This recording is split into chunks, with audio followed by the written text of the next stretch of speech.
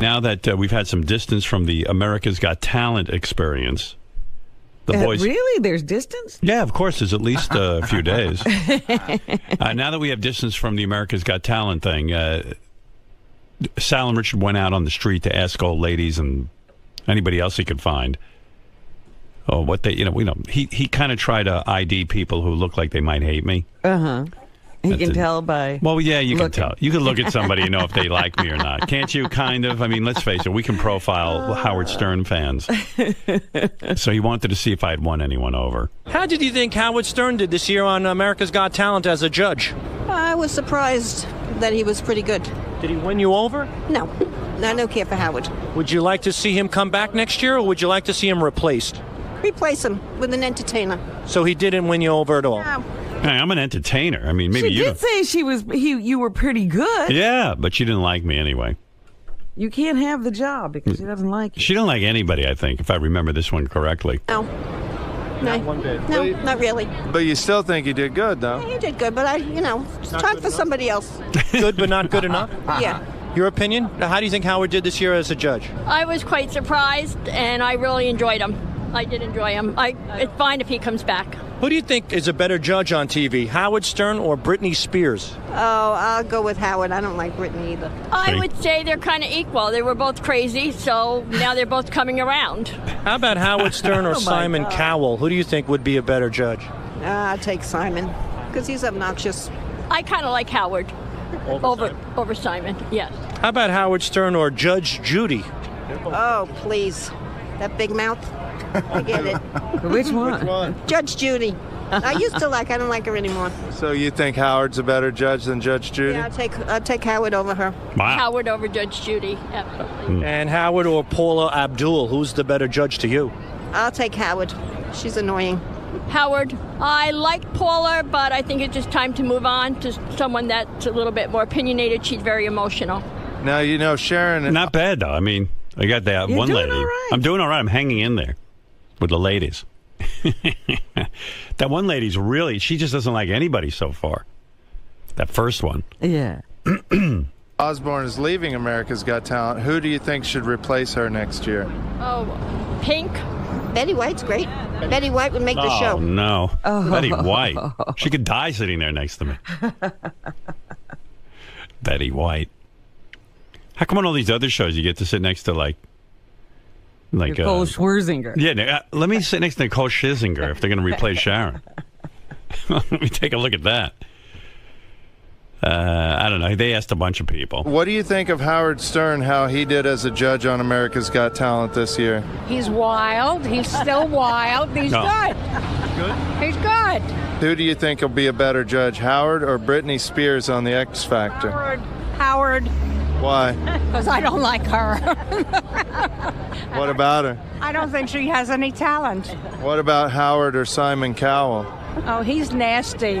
Simon Coward is sort of kind of nasty, so Howard is a little nasty too, but okay. I would prefer Howard. Yes. You see? Even to Simon, huh? Even to Simon himself. I'm moving up there. Maybe it's a good time to leave America's Got Talent. I don't think I could, Go out on top. Go out on top. You should see me at home wrestling with myself as I try to make my decision. Really? Yeah, well, What are you doing? Have you made a list of the pros and the cons? Well, I kept a folder all year of, everything. Really, I did. Uh-huh. Like the schedules and everything, so I could look at it and review it as I make my decision. You just can't feel whether you enjoyed it and want to continue. Can I tell you what I'm feeling? Okay. All right, I can feel.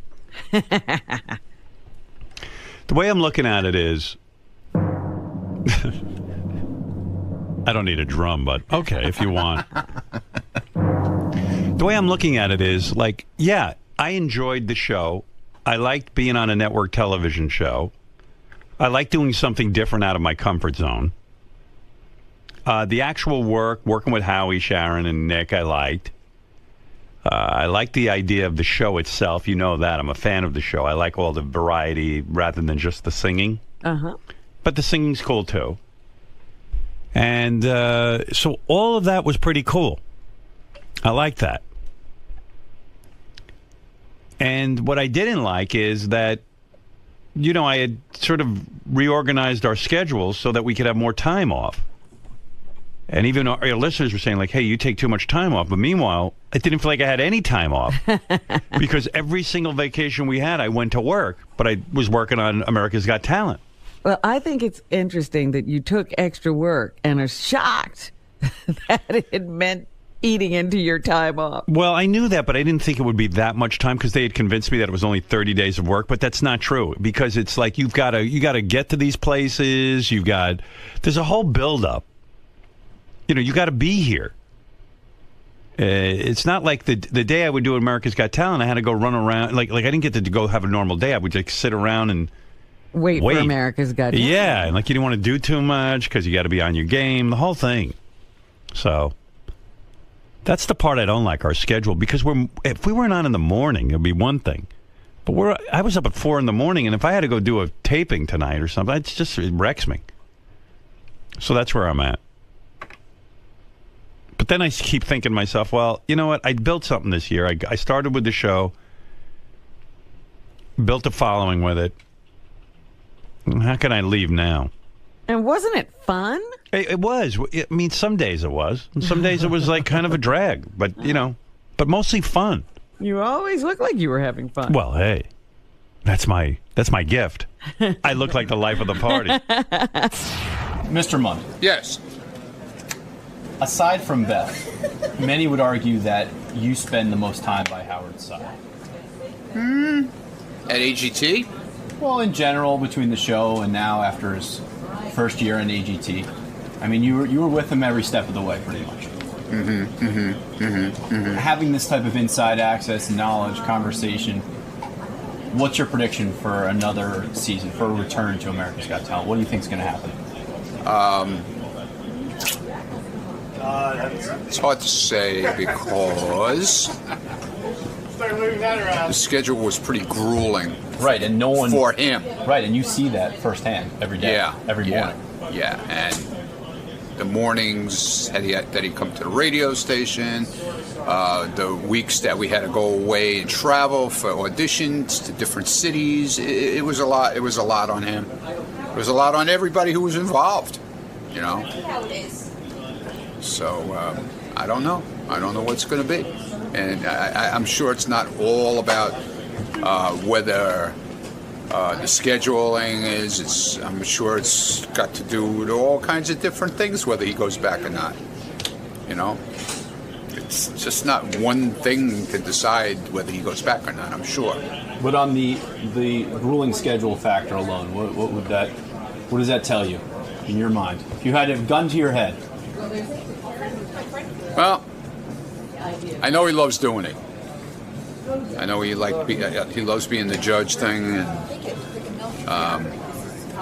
I don't know. I would say if I was to be asked percentage-wise, I would say 75-25 that he's going to do it. Thank you, Mr. Munn. Thank you. You're welcome. Seriously, thank you. You're welcome. You're welcome. Gary, I just spoke with Ronnie Mund about the possibility of Howard returning for a second season of America's Got Talent. Other than him, I mean, you spend the most time with Howard and you see the effects of this show and the toll it takes on him the most. What's your prediction? I'm on the fence. Not being politically correct. It's just, you know, I saw him be very tired at the end of the season. If it were in the middle of the season, I would have said, yeah, I'll probably resign for another year. By the end, he seemed exhausted, and I know he enjoyed himself, but I also think he might have wondered whether it was worth it or not. If you had to quantify it, in a percentage, would you say 50-50? 50-50. I think we're going to be speaking to Bam Margera in about 5 minutes. About his home invasion? Yeah, his home got invaded, and some chick started making out with him in his sleep, and then started naked. She was naked. Naked and then fingering herself on the floor, but he called the police. While he called the police. That turned her on. He's calling 911. Oh, my God, I have to touch myself. She masturbated while. while he called police. Robin's right. He turned her on with that. Oh, wait, here's Bam. We got to hear what's happening. All right. It's crazy, huh, Bam? What up?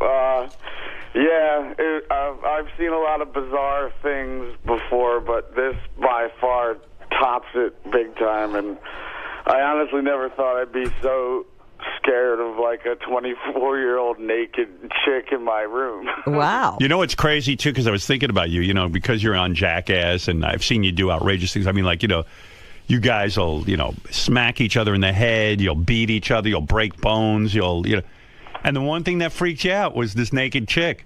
Well, I mean, the thing is that, first of all, she wasn't forming any sentences right. Like, she wasn't making any sense at all. And like, she was saying things like, the owl sent me from Jupiter when I asked who she was. And you don't think that's hot? I thought that she was capable of getting a knife from the kitchen and either stabbing me or my girlfriend. Do you think someone from Jackass was playing a prank on you? Like, did that thought occur to you that maybe the guy set this up? Where's the camera? Actually, for one split second, I thought it was my friend named David Lee Homo. He does appearances for me, and he was staying at my house at the time. So I thought that it was him playing a prank, like laying naked in my bed, like as a joke. But yeah, because a lot of guys. Like, who was that guy you used to hang around with? The really crazy Novak. Yeah. Like you hang around with such crazy, wild people, and you need to for your business, but. Like, I wouldn't trust anything that was going on. I would think everything was weird, Yeah, exactly. And, I woke up to someone, like, kissing me on the lips and on the neck, and I thought it was my girlfriend. So I'm like, yo, quit it, man. I'm sleeping. Like, we'll do that later. And then I see that she's dead asleep looking the other way. And I see this silhouette of this girl, and then... Do you think if your girlfriend wasn't with you, would you maybe banged her? Well, I mean, like, she's not a bad-looking girl. Like, she's in shape, but I mean, like, she's been homeless and stuff, so she looks like she had like really hairy armpits and like this minging ass pussy. Did she smell? Actually, yeah, I could. And when I turned on the light, she said that the owl sent me from Jupiter, and that sentence right there was like, what, 911 right now? Like, when you say she wasn't bad looking, give me an example. Was she like, who'd she look like? She looked like a hippie girl that in shape. She had no boobs. And she looked kind of like a skater girl, like one that didn't bathe too often. Did she look like what's that singer's name? When you say skater girl, who's the girl who wrote Avril Lavigne? Avril Lavigne? Did she look like Avril Lavigne? Oh no, she's drop dead gorgeous now, but yeah, because if it was Avril Lavigne, I'd bang her. I don't care if she has a what did you call her, pussy? The owl from Jupiter would have been fine. A fine sentence. Is that what you said? An owl from Jupiter sent me. Yeah, and then there's no owls on Jupiter, Robin. And another thing is that when she was kissing me on the lips. The very next day, I get this minging-ass cold sore on my lip. So I'm like, this bitch just gave me fucking herpes, or else I have a major stress blister from all this. No, that sounds like she gave you something. All right, so let's take me through this. This girl, had you been contacted by her before? I knew of this girl who came from Florida somewhere, who left her husband to come. She knocked on my mom's door from like with all of her bags packed and said, "I'm here to marry Bam and move in." Yeah, that's all you need is another wife. You just got rid of one. Well, my mom was like, "Oh, well, at the moment he's a little busy in that category." That happened like almost a year ago, and then so my mom called the cops, and they took her to homeless shelter because she had nowhere to go. Right. And then, so people around Westchester see her walking around, and she's pretty much known as the BAM's Florida Stalker. Right. You know, so I never knew what she looked like. I just heard the stories. Are you allowed to call the police at that point? I guess not, because she really hasn't done anything wrong. Yeah, at that point, yeah. But so my girlfriend takes her down as I'm on the phone with 911, and she's telling her all kinds of complete nonsense, like nothing that she said made any sense. She would say, like, my parents invented goats and trailers. And then, but wait a second. So okay. So the woman had been around town for like a year. She'd even gone to your mom's house. You put her in a homeless shelter. Blah blah blah blah blah. Yeah. So like, how did she like? So she must have broken into your house that night. Yeah. And like, you don't have any kind of alarm or anything like that. You don't live that lifestyle. Well, I have 9 camera angles, but I mean, like, I have 14 acres, and the whole place is fenced off. It's a 10-foot fence that you have to, like, climb. It's, you know, it's hard to do, especially when you're naked. You know, right? How did she get in? Did Do you know? Yeah, I mean, you have videotape. How did she get in? Like, she I believe she. There's one part of the property where you can walk through the woods, but it's all marsh. So you're up to like a foot of mud if you want to do it that way. And it's pitch black. You can't see anything. Like, even I wouldn't be able to figure it out, and I live here. I mean, this is a weird question, but is there any chance this girl would make a good judge on America's Got Talent if Sharon leaves? Because she sounds great. So wait, so you're saying somehow she negotiated the woods in the nude? Because did your cameras pick up the fact that she was nude when she broke in? Actually, the guy who knows the password to check the footage is on a vacation, and I can't get a hold of him to look at it yet. Yeah, we got to get a hold of that. Yeah, we got to find out how she got in. And will you release that video when you get it? Yeah, and so when she figured out that I called the cops, 10 police officers, state troopers show up, and she's still rambling on about, like, the Agonists from Montreal, which is a pretty good death metal band that I, like, sent me from Galaxy 5000, like, just making up anything. And so when she saw the police cars coming in, she just ran into the woods naked, and she absolutely had no clothes. And apparently people from Westchester who see her walking around know that she has a BMX bike. So I think that she drove from Westchester, which is 7 miles, naked to get here.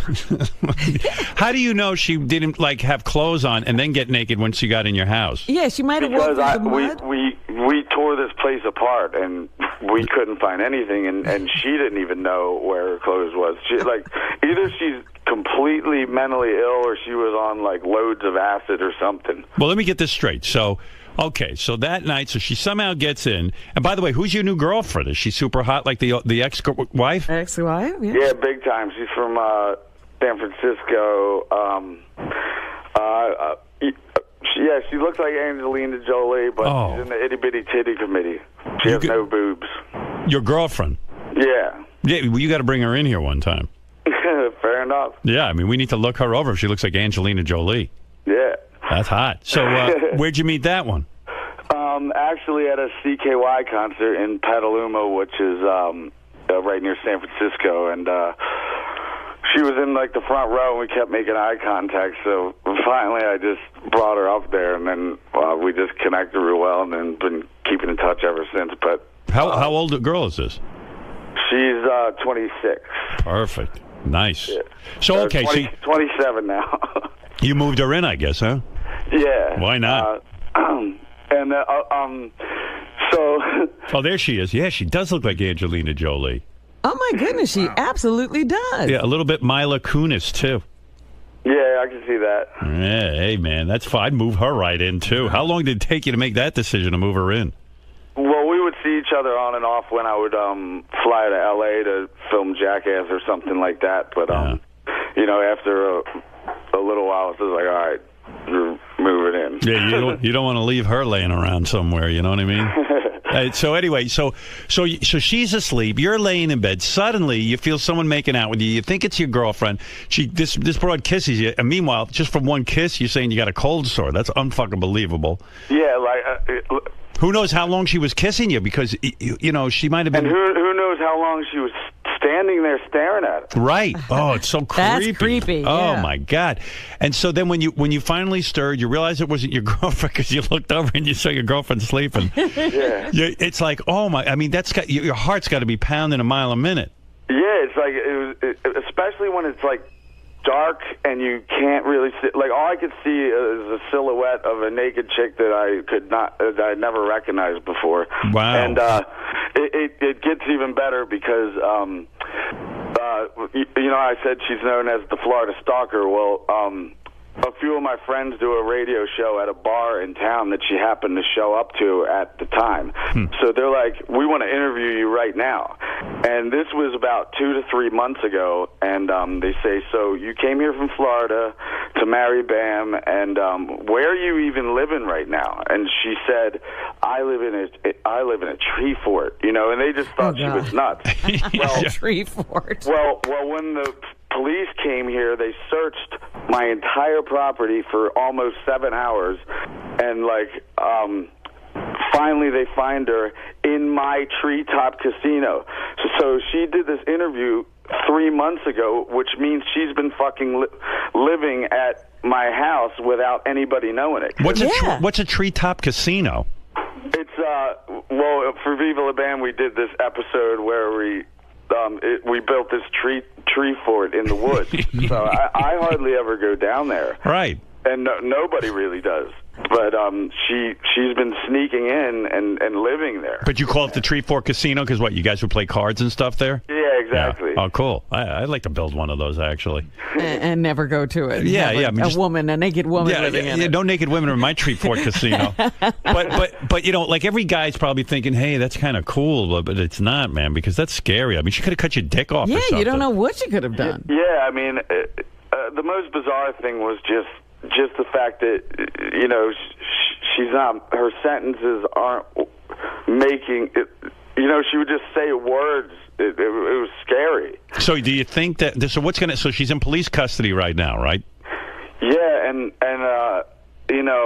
I feel bad for her because they gave her sexual assault charges, stalking, trespassing, breaking and entering, robbery, wow, all this. Well, how can you rob anything with your butt ass naked? But they pretty much gave her. Yeah, but dude, you got it. Listen, don't say you feel bad for her because this is a chick who's not going to give up. That's number one. Like, look at Letterman. He used to have some situation like that.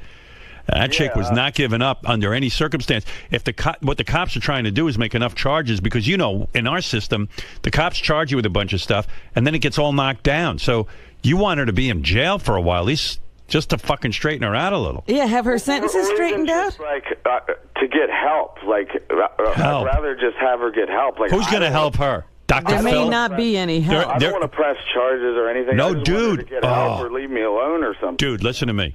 Listen to me, Bam. You respect me, right? Yeah, big time. Okay. You've got to press charges. You have got to. Listen to me. If you don't, then this chick's going to be out. Yeah. You've got to, man. And she'll be back at the tree fort. I mean, as crazy as your life is and how cool, you're one of those guys hey, man, everything's cool. This isn't cool. And the scariest thing is now that I figured out that she's been living on my property for 3 months. You know how many times I'd be alone at 3 a.m. in my kitchen, jerking off to internet porn? Yeah. She could have been peeking in the window. Of course she was peeking in the window. She's got video of you jerking off. Have her sentences straightened out since she's been in jail for a little while. Yeah. What's the report? Is she starting to talk normal, or is she still? You know what? I don't think she ever really talks normal, because even when she did that interview 3 months ago, she still wasn't making sense. That's what I'm talking about. That's why when she said, I live at a tree fort, they just thought it was another nuts thing that she was saying. Right. Was there ever any point where you were going to go, hey, let's do a threesome? Did you... you know what I mean? Here's a naked chick and your hot girlfriend standing there and... I I mean, just the fact that we didn't know who she was, that probably wouldn't have flew. But Right. If it was a good friend, that we knew all about her, I guess it might be a possibility. But no, you got to press charges. I'm telling you, Bam. It's that's dangerous stuff. Like, I know you may it's not want to. I know it's funny, and she's a naked hot chick and all that stuff, but and like I'm terrified. I was so scared that like I had to go to my neighbor Cresta's house to like hide and shit. Right. I mean, so I'm hiding at my own house because I'm terrified of where she is. The police looked everywhere and just simply couldn't find her. And I guess she found some like little, because they looked in the tree fort and couldn't find anything. And then finally, when they double checked, I guess she was covered in blankets or something. Oh, up in the tree fort. Yeah, and that thing is so like rotten at the moment that like there's not even stairs to get up there. So she has to go on my mini ramp and scale a 2x4 that's about 15 feet long and 10 feet high. No wonder she's in such good shape. Look what she's doing. Yeah. And I like Bam's house. It's like my mini fort, my mini ramp, my tree fort. I mean, it's like a 5-year-old's house. It's cool. No, it's the Neverland Ranch without the kids. Yeah, it's crazy. Like she had to climb up my mini ramp to get to my tree fort. She scaled a I love it. 2x4 to the mini ramp. It's so great. Did the other Jackass guys call you to just say, "Hey, are you okay?" Yeah, I mean, I got just tons of text messages, just like, just when I think that your life can't get any crazier, or something like that happened. Hey, was that your hot new girlfriend I heard in the background? Yeah, she's here. Yeah? Should I say hello to her, you think? Are you going to stick with this one? Yeah. Hold on, I'll pass her on over. What's she wearing? Okay, what's she wearing? She's pretty much, well, she's been sleeping, but she knew I was going to be on here, so she's all out of it right now. She naked? She's in like boy shorts. And that's it? Yeah, and then her shirt, but like I said, she's in the Itty Bitty Titty Committee, so. Does that bother you? Do you want a chick with big tits? No, I just like the busted balls, but no, her personality and. I might break into your house just to get to her. If you wake up and there's a naked Howard Stern. Yeah, if you see me nude and uttering words. I like that the crazy chick goes, it's an owl from Jupiter sent me. That's so original. Yeah, she is pretty creative, I guess, because I never heard any kind of sentences that she was coming out with. Is there any part of you that wants to incorporate her into the next Jackass movie? Like maybe she'd be the first chick to be in Jackass. You know what I mean? Like sometimes professionally you go, Yeah, I know she's insane, but like maybe we put that in. So are we. Yeah, we're insane. She's insane. It'll be great. We probably have to have like a team of security next to her because nobody knows what she's capable of doing. Like, yeah, she's the real jackass. And actually, you just mentioned Novak. He did a year in jail, and he pretty much just got out. But oh, you're kidding. Yeah, and he was only supposed to do 5 months on the weekend. So he would just do weekends and get out. But the idiot comes out and comes on my show on Sirius Radio, and he goes, George W. Hill Correctional Facility is idiots because they have 30 of us pissing the line, and the last person they're looking at is me, so I take my buddy's clean piss out my ass and pour it in, and somebody just forwarded it to the warden. So when he came on the next weekend, they're like, you idiot, we heard your radio show, you piss right now, and then he did, and it turned out to be hot, and they're like, you're getting a year in prison right now. So he thought he was doing 2 days on the weekend. He wound up getting a whole year. If you were a decent man, why wouldn't you set Novak up with that crazy chick who broke into your house? It sounds like a match. Because, I mean, it seems to me that owls from Jupiter have been affecting Novak's life, too. Yeah, actually, Novak's girlfriend is like super hot, and she's such a sweetheart, and I don't know how a scumball like him could get a girl like that. And when he was doing a year in jail, he calls me up dead serious, and he's just like, yo, Bam, can you please go over and visit my girlfriend and bang her out, please? Because if you don't, then she's probably going to meet some goddamn frat boy, and he's going to run around town bragging that he banged out my girl. So can you please go over and do it, please? Did you help him out? Huh? Did you do it? Well, I did once, and then I said, he's like, so did you do it? I'm like, yes, Novak, you're welcome. Oh, my God. Oh, my God. What a crazy life. Like, in his weird, sick head, I could see that the logic of that, like, if you're going to spend a year in jail, you're going to get nervous that, something might happen because so much time goes Let me by. understand something. So I'd rather have my best friend do it than some frat boy bragging around town about it. So, Bam, you went over to the house where Novak's girlfriend was, and you said, look, Novak asked me to bang you so that you won't get horny and bang some frat boy. Yeah, well, he talked to her about it before he called me. Oh, he did, and he straightened everything out. So you walk over. She knows what the deal is. And she knows the deal. She knows the deal. And you go in, and, like, does she just get naked and start kissing you right away? Well, there's a few drinks involved, I suppose. Right. And then and then you fucked her. Yeah. How many times? Just once. And was she like, I'm really glad you did this because I don't want to cheat on Novak? Now I won't be with a frat boy for a while? I think it was more of Novak wanting to feel safe that at least somebody did it. Yeah. Had you ever fooled around with her before?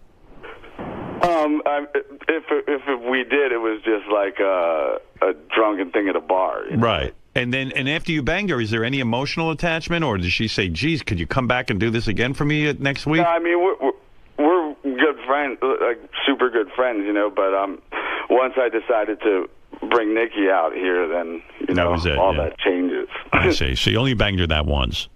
Yeah. Wow. What a lifestyle. What's Novak going to do now? Yeah. Who's going to bang his girlfriend while he's in jail now? If Bam can't do it. He's out now. He's out. Oh, he is All out. right. Yeah. Oh, good. So she hung in there with him. Oh, my God. He told me that he was, he had a roommate, like this super thug dude that was, like, really intimidating, and Novak had the top bunk, and one night his roommate, his name was Streets, and he hears from Novak's bunk,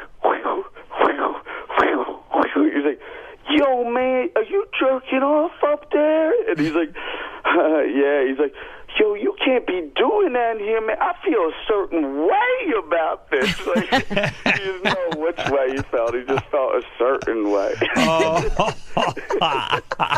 mean, Novak took his morals and threw them right out the window, so he doesn't give a shit. Did Novak have sex in prison with any dudes?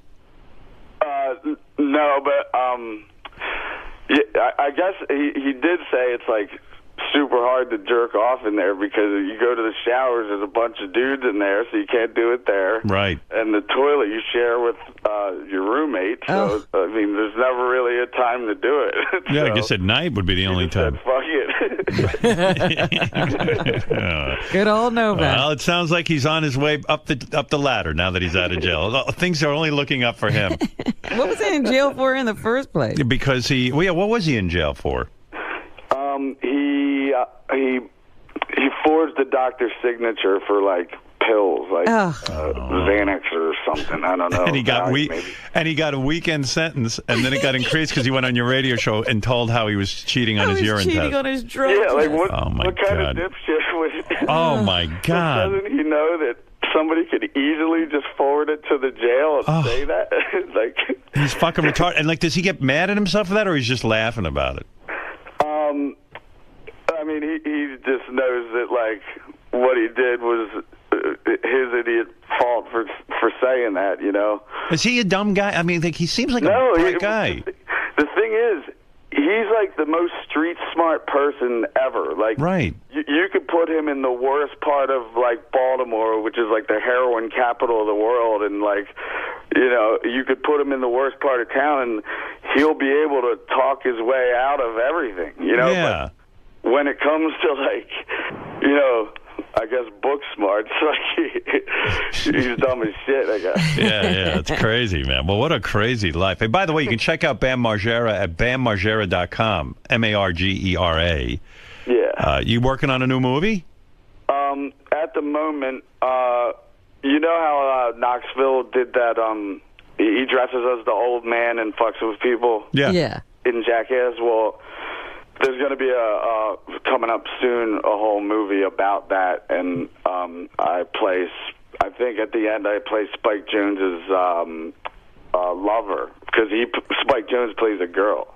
So I'm his wow. I'm his lover who Knoxville wants to beat me up to win her back, and he's doing a whole movie of that character? Of the old guy, huh? Yeah, I love that. It's still early in the works, but other than that, I hosted Punk'd, and they liked it so much that they want me to start doing it full time now. Because that'd be good. He's too busy doing 2.5 Men, I guess. So yeah. There you go. There you go. I like that. Yeah, I mean, there's just so many like pilot type things happening that there's not really any answers on what channel it's going to be on. But like me and Tony Hawk and Jason Ellis are all working on a thing called Radio Clash, which is, you know, whatever we talked about on the radio, they film. Like if I talk about the Florida Stalker, then they would reenact what happened, you know. Right. Well, hey, Jason's a good dude. I've had him on the show many times. I like him. Yeah, I heard that. It was good. Yeah, you never had Hawk on there, though, huh? No, I guess not. I don't know why. Maybe we will. Wasn't it Hawk who alerted us to Tim's eating habits at the airport? Yeah, Hawk was. We got to get him on here. Have who on? Hawk. Oh, Hawk? Tony. Yeah, I believe he's in New York at the moment because I just saw him there 2 days ago. No, he's an owl from Jupiter, that guy. You know what I mean. Well, hey, listen, Bam, it's a fascinating story. Again, another just great headline in your life. Be careful. Press charges if you want my advice. I would close down the tree for it because she's coming back.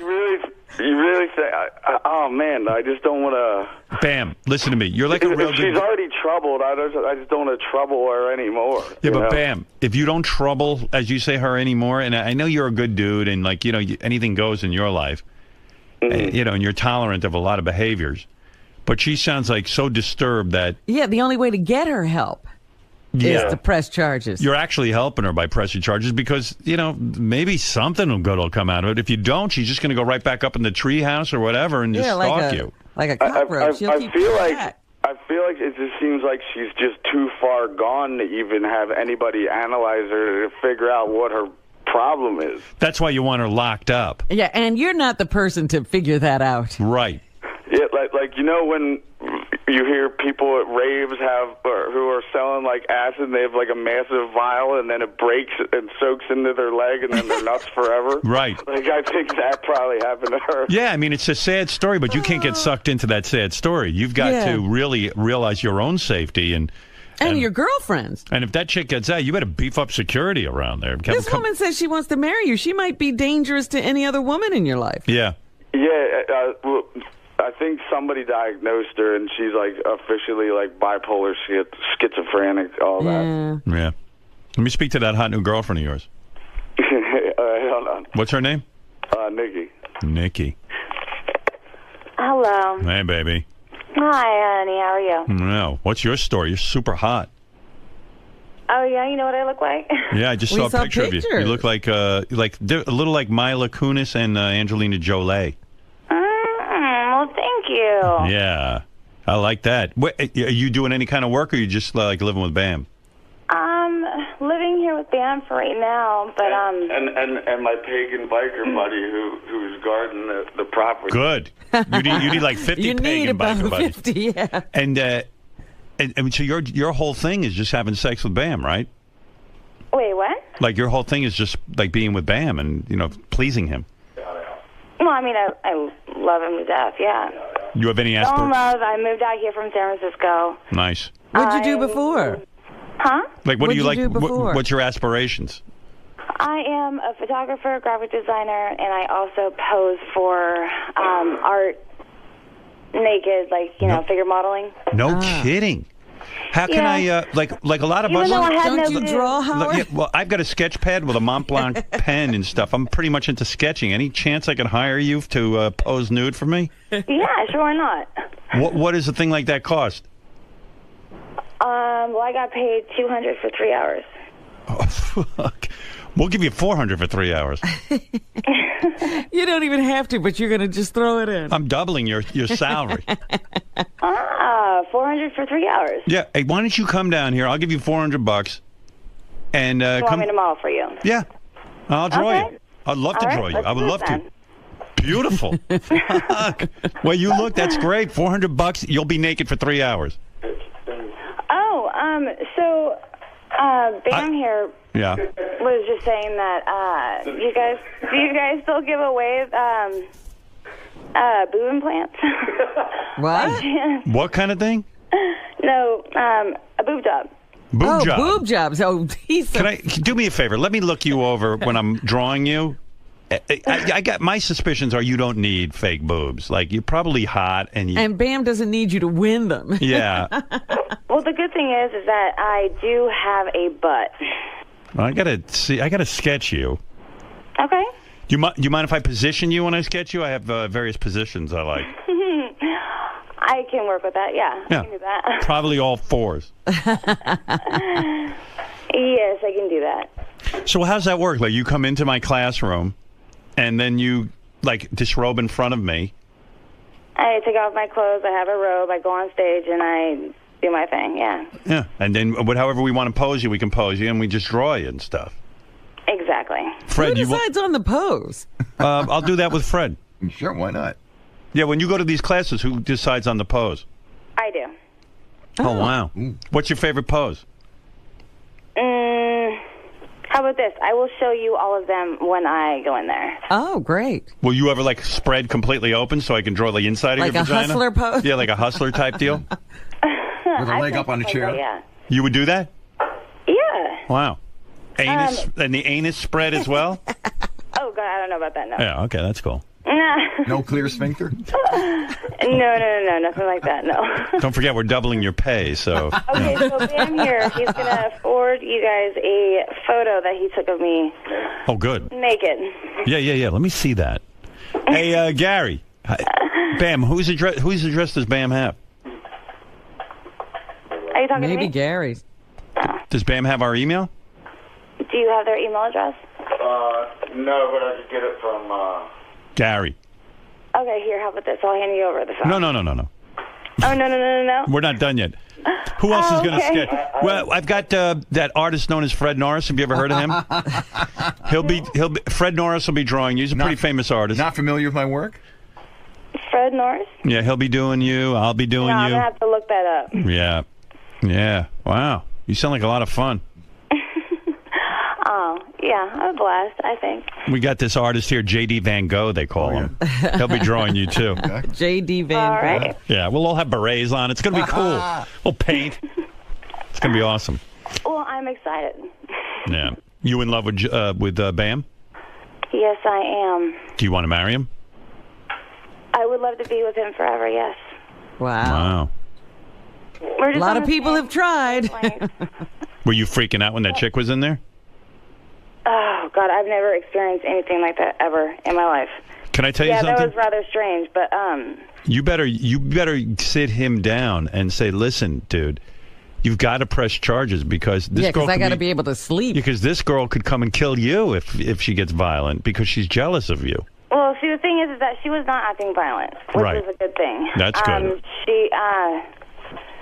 She also, like, Bam doesn't want to press charges, but we did call the cops, and once we put this in the cops' hands, they take it from there, and since she did break the law and all that stuff, like, they're going to follow through with all the... No, they have to. She did do, yeah. Do you listen So, I mean, to the we're not cops? going to, press any charges because she wasn't... No. Oh. All right, well, you better talk that over. And Bam was talking about getting a gun, but I can't allow that because I am a felon. Oh, you're a felon? What'd you do? What did you do that you're a felon? I caught my boyfriend at the time cheating, and I pistol whipped him. Whoa. That's a felony? That's a felony. How bad was it? You pistol whipped a dude? Wow. Yeah. Well, he tackled me down on the ground while she walked out, and Oh, you caught him in the act. Oh, wow. Hey, you didn't shoot him. You just pistol whipped him. What is pistol whipping exactly? Where you take the butt of the gun and you just kind of smack him in their face? exactly. Oh, that's cool. Several times. Wow. I bet your Bam won't cheat on you. Well, I think he had his time for play. And what did he do? Did he press charges against you? It's kind of a long story. Maybe when I go in there and I'll model for you, I'll explain it to you. Yeah, when you're naked, you can explain that to me.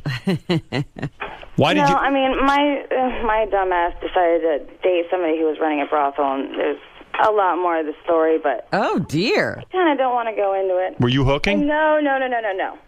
You weren't hooking. I was the photographer. You were the photographer at a brothel? They take pictures. I don't want any pictures of that. Sir, would you like to have your picture taken with your hooker? How do you become a photographer? There's no way in hell that I can do something like that. No way. How do you become a photographer at a brothel? Yeah. Well, I met this guy who, I didn't know that he was running it, for a while. But then he found out that I was a photographer, and he said that he needed somebody to take some photos of these girls. I said, sure, why not? And so I did, and yeah. So how long did you go away to jail for pistol whipping your boyfriend? 2.5 months in county. Did you do any chicks in there, or Oh, no. That's not your thing. Oh, God, no. Yeah. Were your parents upset that you pistol whipped the guy? I was on 3 years felony probation. Wow. Oh, so you're free and clear of that now? Yes. Yeah, but Bam can get a gun. Finally. Why can't Bam get a gun? But she can't have a gun. I live here. Yeah. Oh, wow. You mean Bam can't have a gun because you live there? Exactly, yeah. Holy mackerel. What's happening to our rights, Robin? They're being trampled on. Wow. So, jeez, you're wild. You're the whole package. Yeah, I wonder how this guy could go back to the brothel after, a chick beat him up. Yeah, right. I mean, was he humiliated that you had beaten him up? Well, I would imagine so. Yeah. He looked pretty horrible with a huge lump on the side of his head. Jeez, I can't wait to draw you. Wow. Wait, what was that? Can't wait to draw this chick, Robin. I know. She's exciting. Yeah, I'm really going to do a good job. I'm a pretty good... I'm excited, too. Yeah, I think you'll enjoy my sketch work. Yeah? Yeah, if you don't mind looking like a stick figure. Do you actually draw? Yeah, I sketch.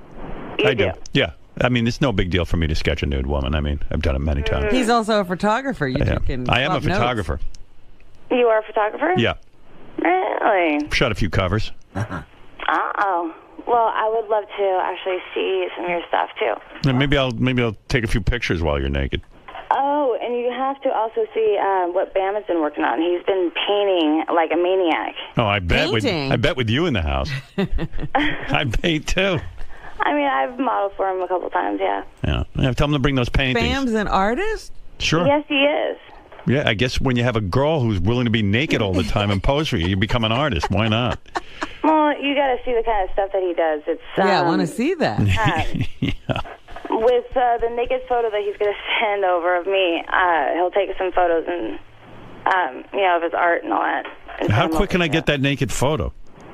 Can I put you guys on hold and then you can get on with Gary? We texted Bam the email address. Oh, you did? So just tell Bam to check his text. They just texted you the email address. Okay. Yeah, as many as he can send. As many as you can send. Please. Oh, God. What if you could actually see close to your lips? Yeah. What'd you say? Yeah, we want to see her lips. Is that what he said? Here, I'll let you talk to him. Yeah, let me talk to him. I'll get The to owl from Jupiter said what? It was nice talking to you guys. Hey, nice talking to you. You seem very cool. Do you want the Hustler version photos? Yeah. Oh my God, you got those. Version. We'll take both actually, both versions, Playboy and Hustler. All right, fair enough. Hey, I've booked an appointment to draw her. Okay, cool. Yeah, I'll come up and paint her too. Howard is hiring, yeah. Yeah. We've got some people here who are artists. We all want to paint her. Right on. Bring it on. All right, Bam. All right, well, hey, listen, go to BamMargera.com, Margera, and check out what he's up to, and obviously a lot of cool stuff. Oh, and you also have to follow Eric_the_cat at Twitter, because he's my new cat, and he's getting loads of followers. I take photos of him driving the Lamborghini and stuff like that. Oh, my goodness. Maybe they should lock the two of you up and let that girl out. Other people's sentences aren't making sense. That's right. I like that Bam met a girl that doesn't make any sense. He's going to lock her up. All right, Bam, you continue to be great. And we look forward to those pictures, and we look forward to seeing you again soon. Yeah, right on. All right, later. Definitely. Later. Bye. Bam Margera. He's got the treehouse thing going. Yeah, I mean, who knew he had a tree fort for real that she could live in? He's so much fun, that guy. I love his new girlfriend. What's not to love? Gary, do we have those pictures yet? Not yet. Oh, come on. Now look at you all anxious. Calm down. I feel like I'm. They're only going to get here as fast as he sends them. I feel like I'm by the microwave waiting for the coffee to heat up, and 30 seconds is too long. What are you doing? You checking? Yeah, no, I keep checking. You keep refreshing your email? Hurry up. I keep hitting replication. I just hired her. I doubled her salary, so we're going to be painting. Get the easels out, the beret. We haven't done that. Bam's even painting. She inspires people.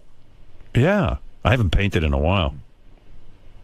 Right. Do you still have the equipment? Where is it? Yeah, we still have. We can get it out of the mothballs. It's my paintings are pretty crude. It's at the museum. Fred's actually pretty good. He'll probably do a nice painting of her.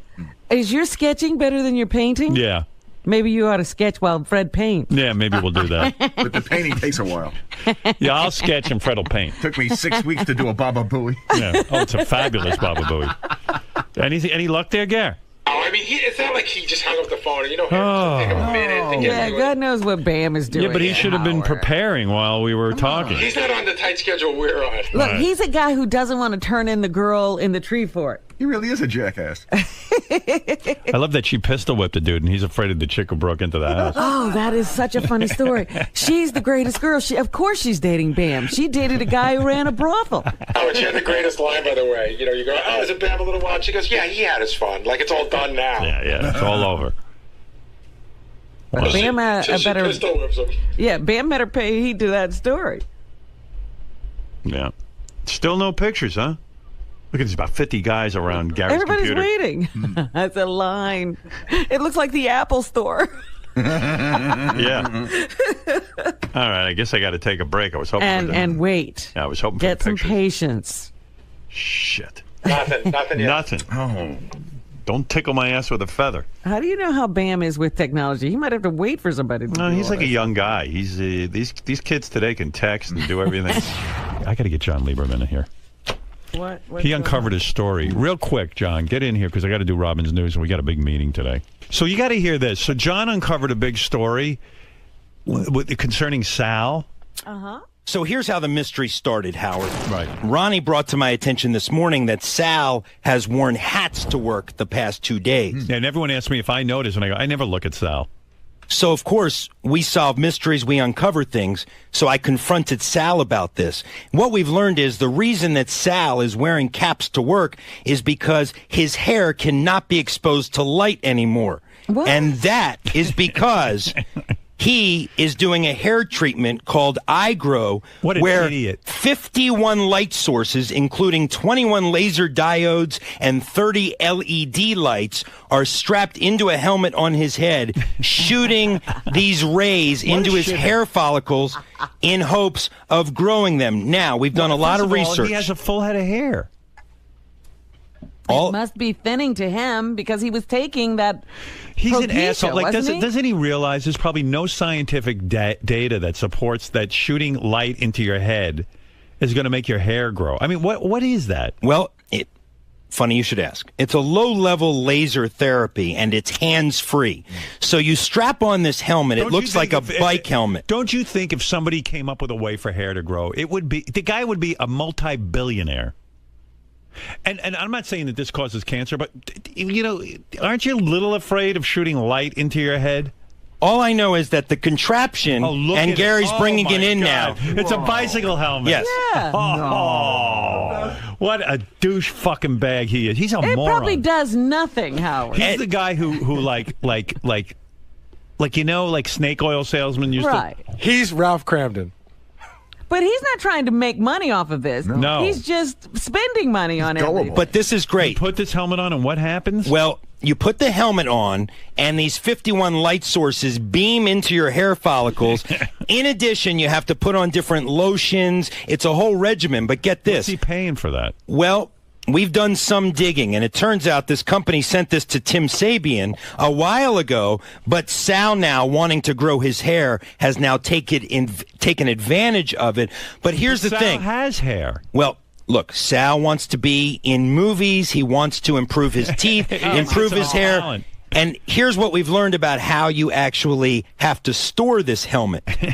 It is stored in it looks like a hard chrome suitcase underneath Sal's desk. And when you open it up, you have the helmet and all the accompanying lotions and powders, and it's a whole contraption. What does it cost?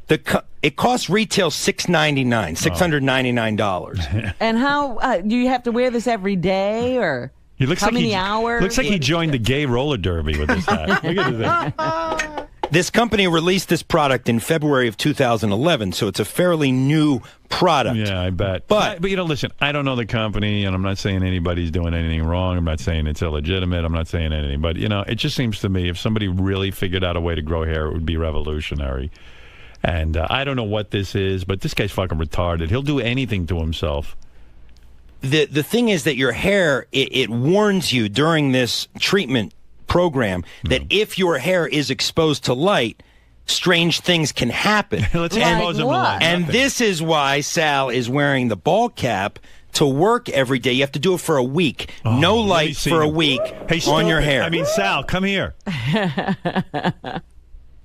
I bet you if I told Sal, if you eat my shit, it'll grow hair. It'll grow hair, he would do it. He would do it. He'd do it anyway. You're such a fucking asshole. I can't even believe it. You're like a moron. Why? Because I want my hair to look good? First of all, you have hair. Yeah. What are you worried about? Oh, light got on it. You're stupid. Don't you think if somebody figured out a way to grow hair, that it would be the front page of every newspaper for a year? Well, I might be the first poster child. You never know. I mean, you don't know what this is. I don't, but it's worth Did a you shot. do any research? Do you know? No, Tim gave it to me. I said, "What the hell? I'll give it a shot." You don't care. Whatever someone gives you, you'll rub into your head. Pretty much. All right, good. Okay. Not anything, but I did research it. Like John No, is you research. didn't. Well, I knew to put the baseball hat on and not to expose it to light. I'm doing But the prop. what scientific evidence is it that they grow hair? Beats the shit out of me. Yeah, okay. It looks like a cool contraption, so I'm giving it a shot. Let me see put it on your head. Let me see what it looks like. Have you felt any overheating, Sal? Because it appears that it could overheat your head. Do you feel your head I have getting no warm? nerves in my brain, so I don't feel shit. I hope you go bald from it. That would be That's really very cool. nice of you. Look, you've got such a lovely full head of hair. Why are you worrying? And these things massage in, and they work the follicles. That's for people. Are you losing your hair? A little bit here and there. I'm very self-conscious about it. Just leave your hair alone. Okay. You're such a douchebag. Stop. How funny that Okay. thing is. You know what? I'll stop. When are you going to do your next You treatment? gotta plug you Tonight. Plug that thing in? Yeah, you got to plug that in. Robin, we got to watch him do his treatment. Oh, that's hysterical. Yeah. Oh God. Sal, why were you angry when we asked you about it? I wasn't You seemed- angry. Like Ronnie was just speculating something was up because I was wearing it. So I said, again, I'm not plugging the product. I just want to do this on my own. I didn't want you to break my balls and call me the douchebag and asshole. You that look like did. Lance Armstrong when he's riding back there. Or like when Will.i.am wears that that thing on his Oh head. yeah. And the Black Eyed Peas. Yeah, Black Eyed Peas. You look like the Black Eyed Peas. I'm a black-eyed idiot. Right. How long does the treatment take at night? Like an hour or two? Yeah, about that. Yeah, it's a long treatment. Well, it's worth it. Look at him. I fall asleep with it. And you know what? I can't hear my wife with this thing on, so it's pretty good. He's got headphones. It's fantastic. Right. Oh my God. I'm So giving it a funny. shot. I don't know. Right. Who the hell my knows? God. I don't know anything anymore. Yeah, So- you know what? If you rub my shit all over you, you'll grow hair. All right. Well, you're a genius. When Well, did he Indians build start houses this, from and shit. when will Maybe it'll grow hair. It is useful. What, Robin? When did he start this, and when will he see results? Never. What's that, Robin? I said, when did you start and when do you expect to see results? Beats the shit out of me. Hey, seriously, for $500, I'll sell you my time-traveling sombrero that I bought in Mexico. What do you It couldn't think? look any stupider than that. Sounds good. So you didn't pay for the treatment? You just like... Well, Tim threw it to me a year ago. It's been sitting under my desk, and one day I was like, I think my hair's starting to get a little thin. I looked at this contraption and said, what the hell? I'll slap it on my head. Look, turn to your left. Your left. Oh my God. Your other left. Yeah, so get lost. Cadaver. Ronnie had a big... First of all, I say turn to your left, he turns to his right. You finally turn to your left, and you see Ronnie's been holding an asshole sign over you for the entire... Well, on TV, that's my left, so... Yeah. It takes 6 months to see any results, according to the company's website. Good. They're out of town by the time you come to get sent. So we'll do it before and after. We'll see what the hell happens. All right. Good for you, Sal. Thank you. Congratulations on your hair growth. Oh, I appreciate it. Thank you. Use your head, man. Really, seriously. Really. I am with this helmet. But just use your fucking head. All right, so maybe I'll bail on it. Yeah, maybe. All right. Thanks, guys. I appreciate the help. When I see more evidence that this really grows hair, I'll... Okay. We should put it on like Scott the engineer, maybe. Yeah, see if he grows hair. I guarantee he won't. Okay, sounds good. All right. All right. Thank you for uncovering that big story. Another mystery solved. Right. You might have saved it. You might have just saved him a lot of aggravation. I saved your life. Yeah, you never know. I don't know anything about it. I'm just saying. And again, I don't know this company. I mean, maybe they've unlocked the secret to growing hair. I mean, They came out in February of 2011. Right. I think we would have heard about it if it... You'd think so. Well, maybe people just don't know. You spend so much time prank calling Tradio and all these other ridiculous product peddling services. Why would Here's you the next ever, item that's going up for sale. Why would you ever believe that a product like that works? It reeks of a infomercial scam. Because it was under my desk, it was for free. Tim was nice enough to lend it to me, and I gave it a shot. What was the tipping point with your hair? I mean, Howard himself said you have a full head of hair. I mean, what's been going on lately that you're noticing? Are you thinning Nothing it? really. I just like to have it a little... I stopped the alopecia because it was from India, and Howard called it a piece of shitter. And then I'm using a little Rogaine, but then the Rogaine really wasn't working for me. So I said, let me give this thing... I just gave it a shot. It's called iGrow. I'm looking to grow some hair. What the hell's the big deal?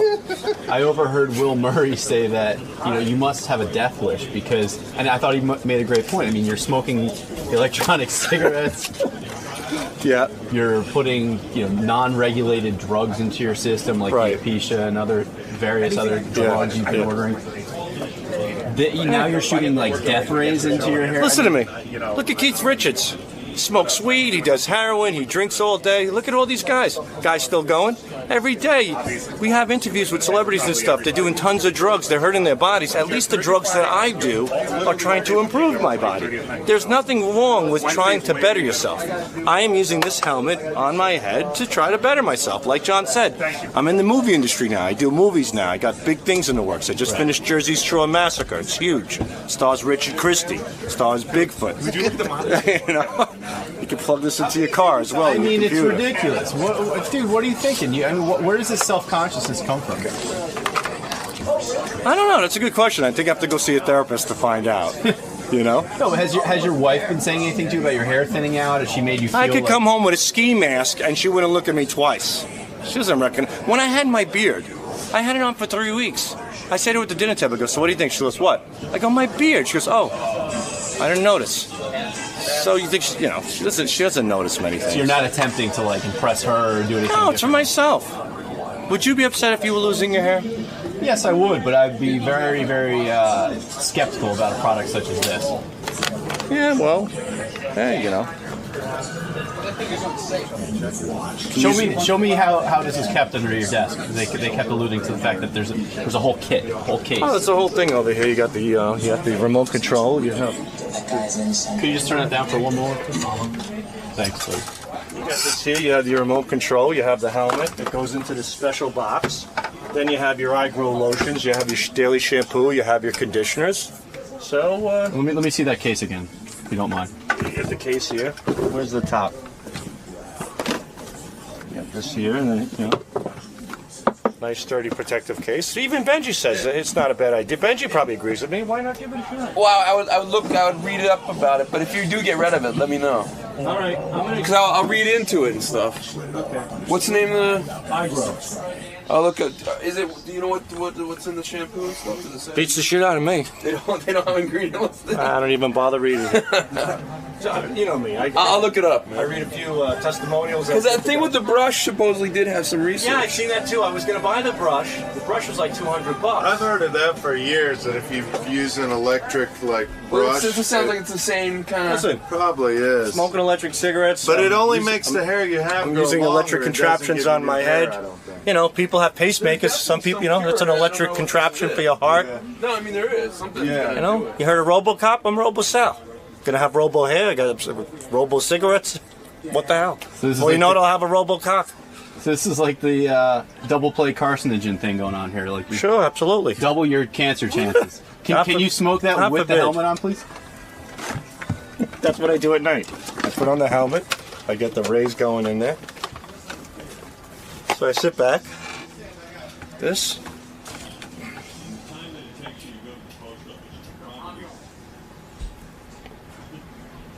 See, Electro Man, right here. Great lungs, great head of hair. Who's better than me? Keep laughing, everybody. All you bald idiots out there. Keep smoking your cigarettes with your yellow fingers and your stinky breath and your bald-headed, disgusting looks. Look at me. Electric cigarette. New head of hair. I'm going to get the last laugh, pal.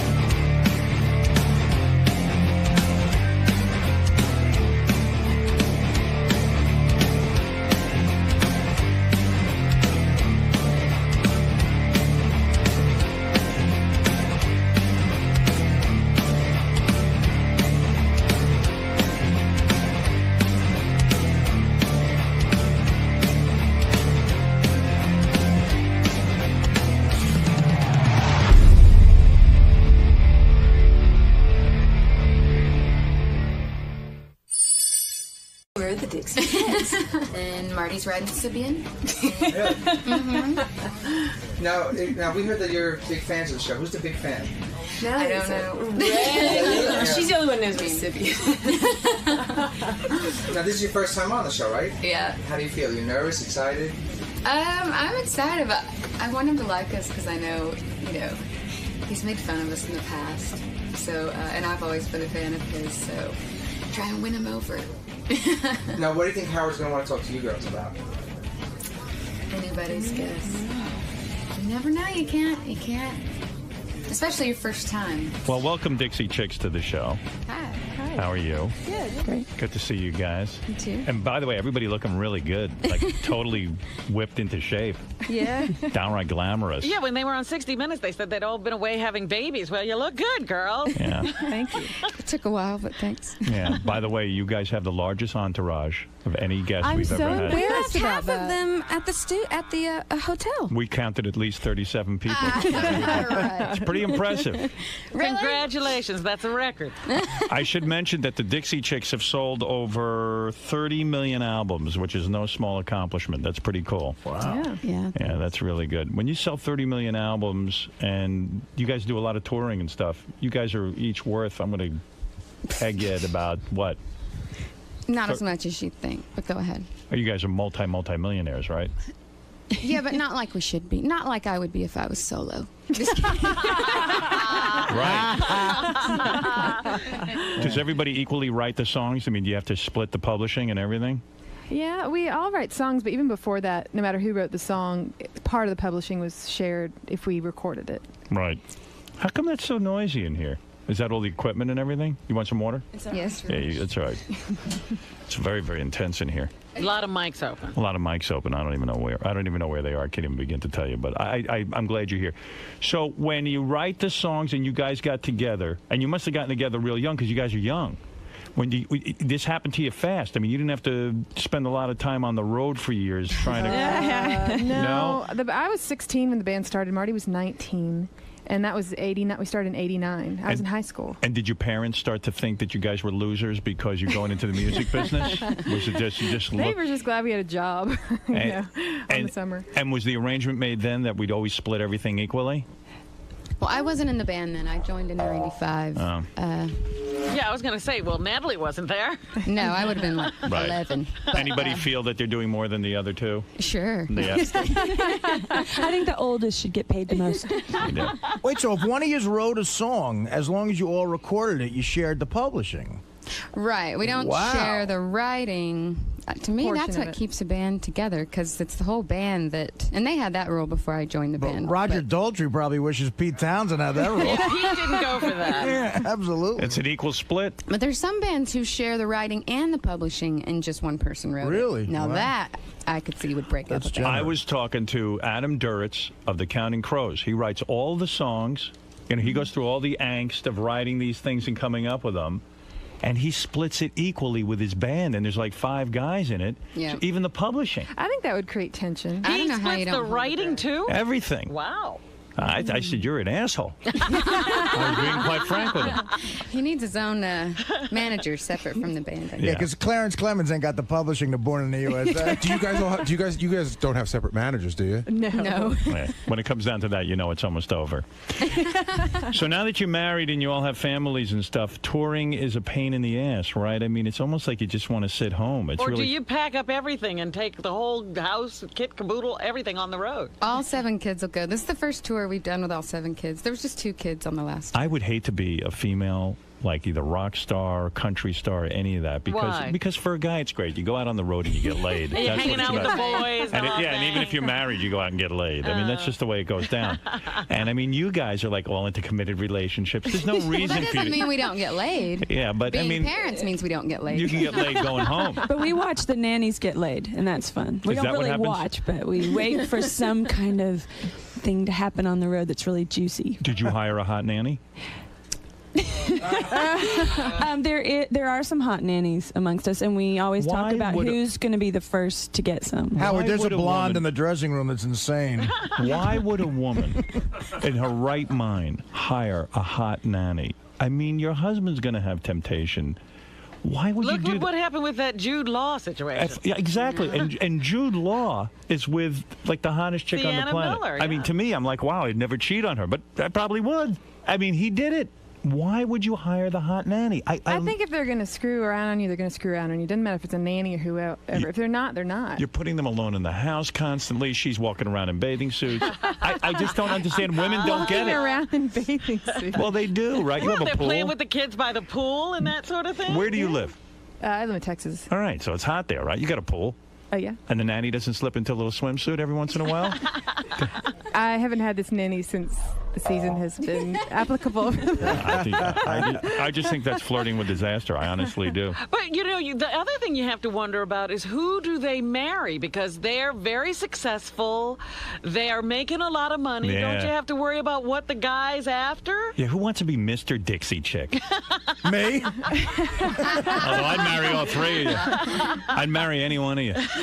Well, my husband works, and he does not want to be. What's your husband do? Chick. He's an actor. He's an actor. A Hey, very Howard. good-looking actor. I'm yes. actually a fan of her husband. He was in a great vampire movie. Yeah, Near Dark. Called Near Dark, Yeah, yeah. Adrian Pasdar. He's amazing. Oh, yeah? Yeah. Mm-hmm. Good looking dude, I guess, huh? Yeah, he is good looking. But I was married before, and yeah, it was it. For me, it has to be equal. The person Right. has to have their own thing going on. What about you, Marty?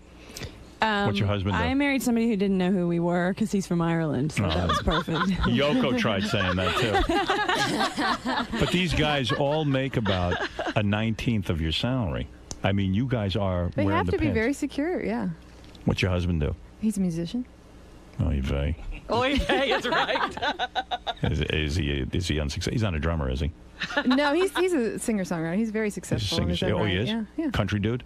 Yeah, kind of more Texas songwriter country. I mean, unless your husband's name is Bono, I don't see that being an easy thing. I mean, he's got to be envious. He would not. He would never want to be where we are. He's not envious of your success. He likes his level of success. There's a lot of things that go along with it he doesn't want. I think it'd be great to be married to a Dixie chick. A, you go on the road, I can get some time to myself, and also you're paying my bills. I like Well, it. you would be like Kevin Federline. Oh, me? I'd be the biggest leech on the planet. I'd be like, baby, why should I work? Well, none of us are married to a Kevin Federline. No. Yeah, like, honey, can you finance my rap album? Has your husband ever said to you, can you finance my rap album? No. But how does it, your husband's an actor. He's clearly not as successful as you. I mean, you make more money than your husband, right? Yes, we're hoping for that turnaround. He has a new show this season, and it would be awesome if... But do you pay for the house? So far, he keeps a tally. He's very into... Tally schmally. Well... I'm saying, how does I it promise work? you he'll pay for it. Prenup? Yes. Of course. And that's what I always... Whenever somebody's on here talking about how... They don't have a prenup. Yeah, because I love them, and it's not about money. To me, the number one reason for divorce is arguing about money. When you have a prenup, you take that out of it. It's the opposite. It makes it about the love and not about the money. The way the other two girls are looking at you, I don't think they have prenups. They have prenups, too. I have a You prenup. have a prenup? I do. Sure. Yep. Smart girls. Is that an uncomfortable conversation when your husband says, "Will you marry me?" and you say, "Yeah, but I need a prenup"? My husband had offered. It done. He did? Me too. Yeah. Well, Mine didn't. That became a difficult conversation. Was it really uncomfortable? He claimed he didn't know what one was. He's from Ireland. How do you approach that subject? Saints be to Jesus. The What's a business prenup? manager. What do you do? I just sick the business manager on him. Is that what it was? And does he come to you and go, what the hell is going, whatever? You just say, Natalie and Emily's husbands did it. And do you guys ever cheat on your husband? No. Of course not. You will. No. Something will happen. You'll see. Something's going to go down. We travel with I our would get a children. divorce Tell me before I would when do we would that. have an opportunity. See, that's the worst part And about when it. do the husbands come and visit you on the road? Yeah. If you turn to page 4 of the prenup, it'll say where I can cheat on you like crazy. So, what about the backup musicians here? All men. You guys never hit on these chicks? Dude, you couldn't make that happen? No. You're crazy. My wife's the hot blonde in the dressing room. Is she real? Oh, is she Howard, really? you got to see this broad. Holy No kidding. Yeah, she's hot. Yeah. How'd you get her? I just loved her. Still love her. Think about these guys. They probably get residual road pussy, you know? Like, You mean you didn't even have to stalk her? You were able to just get her on your own? Excuse me, what? You didn't even have to stalk your wife? You were able to No. just get her on your Well, own? I stalked her, yeah. That's an impressive story. So what? It is pretty funny. The last tour we had we were in the round, so we had these pits, and our crowds are mainly young girls, and so as Are we're they? traveling around on the outside stages, the band's in the middle with these screaming girls doing these obscene things. And they're all married guys last year, and just these obscene things. And we would hear about it later, and we'd be like, "Oh my God, I didn't think our fans were capable of doing that gesture." Yeah, you boys banging any of the fans, the Dixie Chick fans? Anybody here single? What's going on? No, I'm married. Oh, you're all married. Yeah. Oh, how boring this is. It's terrible. Nobody's taking advantage of them. Single. No, hasn't banged anybody. See how it goes. All right. So how hard is it to pick a name for a group? Dixie Chicks. If you had to do it all over again, would you change It's the stupidest name in the world. Who yes. came up with it? I think I did. We were the Dixie Chickens, which is even dumber. Right. Dixie Chicks. I could think of such. It came from the Little Feet song. We were on the way to All play right. our first gig, and that song came on, and we were girls. And you're still catching crap for the. I mean, Bush thing? you guys turned. I was even giving you crap at the time, and now I'm like, I hate this Iraq war. In fact, you should all be able to kick us because we're on your side now. You We should, gave if you a want to hard kick time. me in the ass, you go right What ahead. were you saying? Why were you It was against? personal stuff. Mark. It got personal. Did it really? What I say? See, Who even knows? Natalie knows everything. And Natalie really listens to the show. Yeah, even more now that's on satellite. Isn't it great on Because satellite? I get to hear it. I get to hear the whole show throughout the day. Right, we 'Cause I replay know it I all don't day. have 3 or 4 hours to sit there and listen to the whole. Right, yeah, but So I think it's awesome. Thank you. I'm having a great time doing it, but What did he say that was personal? How personal did he get? Yeah. We talked about the way we looked And by the way, you guys do look good. I take it all back. I mean, honestly, Not I that really. any of it wasn't true. I'm eating a lot of crow. All right, so you put on a few pounds. It's possible. You guys had kids and stuff, and that's what happens. Exactly. But It's you do all look usually- good. But are you sorry now? I am sorry about what I said. I'll Because tell they you the took a truth. very bold and brave stand. You guys Yeah, were they took a lot absolutely of right. crap.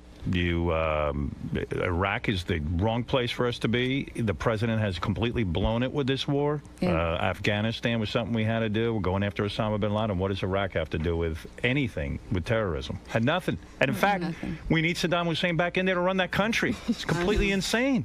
You were right. But it doesn't matter. The country fans are still giving you shit, right? Well, I think the hardcore country radio fans, I think we still, that is not who we saw in our concerts. Yeah, but can I tell you something? 70 or 80% of the country agrees with you. Yeah. And still these people will get, I've even read from people, Dixie Chick fans go, I don't care, I happen to agree with the Dixie Chicks, but I'm mad at them still for speaking their mind. I don't understand that. The biggest thing they say is that she said it on foreign soil, which I don't get that. What are you, Jane Fonda? I mean, first of all, time has proven that people like you who speak out are heroes. You hurt your own record sales. You knew you were coming out and saying something controversial. And maybe in retrospect you wish you never said it. I don't know. No, we wouldn't change a thing. You wouldn't change a thing. When it got really bad, were you like, oh my God, what did we do? The worse it got, the more fight you got, and the more you knew you were right. The more ridiculous, the Red Cross wouldn't take $1 million from us. We tried to give them $1 million. Wow. And they wouldn't take it. We had done PSAs for Save the Music, American Express. They wouldn't play them. So it was just like, that stuff is wrong. That's not opinion. What country are we in? What year is this? Thank God for dissent. Yeah, it makes you even more proud that you did say something, because it wasn't planned that I said something. I could have easily not have said anything. And it wasn't about being proven right. It was one of those things where she was just asking the questions and just speaking out for what she thought was right. Even if the war had gone great, you still have the right to speak your mind at the time. Absolutely. And now you have thousands of men and women dead. Yes. And you have guys Not getting to their mention all legs the blown off. Innocent children. Everyone, it's a mess, and there's really no clear way out of it. It'll never be solved. We'll eventually just leave, and it'll still be a mess. It'll still be a mess. We have ruined that country. So therefore, there's we'll be no on to ruining the next country. Yeah, but what do you say to these fans who won't forgive you? Do you follow this logic? You write them off. I mean, that's the 29% that still supports Bush. That's the kind of mind you can't change, so you forget about them. Yeah, and you kind of don't believe or know why they were your fan to begin with. You sort of feel like I must not have been putting myself out there. So you're kind of glad that they know who you are, because you want to know that your fans like you for your music and who you are. We've always been very honest. We weren't trying to pull anything over. So it was surprising to us that so many people were surprised. Yeah, I think the stereotypical country music fan, though, is like, oh, we think of somebody who, no matter what, you have to support the war. My country right or wrong. My country right or wrong, and that's the stereotype. We always thought we were the exception in people's minds. We were yeah, but you'll be proven naive. right. If it's any consolation, I don't know if it affects record sales or concert tickets. Although you guys are selling out more concerts than ever, right? I mean, has it affected they haven't that? gone on sale this time around. Yeah, the last tour was already sold out before I said what I said. So you never know if people were just coming because they didn't want to waste their money. Right. They seemed very enthusiastic. But this week, this new album went on sale Tuesday. This will really be the first gauge we've had. Are you getting radio airplay? Spotty. Not really. Spotty. Is Clear Channel still giving you shit? Those motherfuckers? Part of my expression? Individual stations. It's not coming down from corporate anymore. Well, it did. Hold it a second. I'm going to tell you something. Yeah. Because I've been a victim of Clear Channels. But when I came out against the war, that's when they fired me. They fired me off of about 10 stations. And I couldn't be prouder of that, except for the fact I can't get my money from those scumbags. But the fact of the matter is, they fired me for that reason. I'd been on their stations for years and years and years. Suddenly I come out against the war. They're holding rallies for the war. And within 2 days I get fired. And it was an election year. And I wasn't the first radio personality to get fired after coming out against the war. So it wasn't an FCC issue because they'd been through that with me. I knew what it was, I knew what was going on here. And it was a complete whitewash of the situation. They blamed the FCC. Now, Clear Channel probably still has it in for you because they're still sucking ass on the Bush administration, and they're hoping for some kind of favors, like maybe regulate satellite or something. So I would think that Clear Channel is probably banning your records. and that's not cool. Did you guys have trouble getting booked? Because I know Clear Channel owns a lot of venues too, and that was a big headache. No, they'll make 'cause that's money the off thing. this. They want to make money. Money kind of erases everything. And Clear Channel owns everything. So yeah, they do. Yeah. They own the concert venues. They own all the radio stations. It's pretty hard to go up against that. Unavoidable. Yeah, it really is. Like if you say something that pisses them off, you're screwed. Don't I know? But ultimately, money's what's most important. Right. So I don't think they'd ever not let you play their venue. Yeah, exactly. Even with me, I think they've forgotten everything because I've got a great addendum to my story that I can't come out with yet. When can you come out with it? I was thinking you guys, in order to get back in with everyone, would just go around and have sex with every soldier you could find. We tried it. It didn't work. Nothing worked. So you guys aren't wild sexually. You didn't have a go-go's period where, like, the go-go's for a You're while. banging really. groupies and Yeah. all that stuff. After my first marriage, that was my plan. Did you? Did you have sex with a lot of That guys? was my plan, and then I met my husband really quickly. How many guys you been with? 2? No, a handful. But you never- I wanted to just like throw caution to the wind and just have sex. Have a for threesome. the feeling of sex, just not have any emotional ties. Anybody here ever have sex with a woman? No. No? Nobody? No, Have you and your sister ever shared a bored. guy? Yeah. No. No. I'm boring. Nothing. No one had sex with a woman, not even the bassist back there. There's one. I like that. Well, I love this song you're We going to hire do. a lot of people who have sex. Right. I hear you. I can't believe this. See, that's why it sucks to be a female rock I star. thought you had one experience of something With a woman? No, was it? What was it? An orgy? What was it besides a woman? Two Was guys? it 2 guys? Oh, yeah, I had a threesome. You did? Did you? Look at you. that's All fine. right. Did you really? No. I am a mother. Let's not talk about this. Marty had a threesome. How's that happen? That's tell you after the before you were a Dixie chick or after? Before. I mean, like you In know. high school? No, I just said you were in the Oh, band. no, at no, no, 19, no, so sorry. it's right. Was it well, good? Before this configuration. Right. Was it good? It was more like an unwanted friend kept coming in the room. Wow. There was 2 guys? Yeah. 2 guys. That's kind of weird.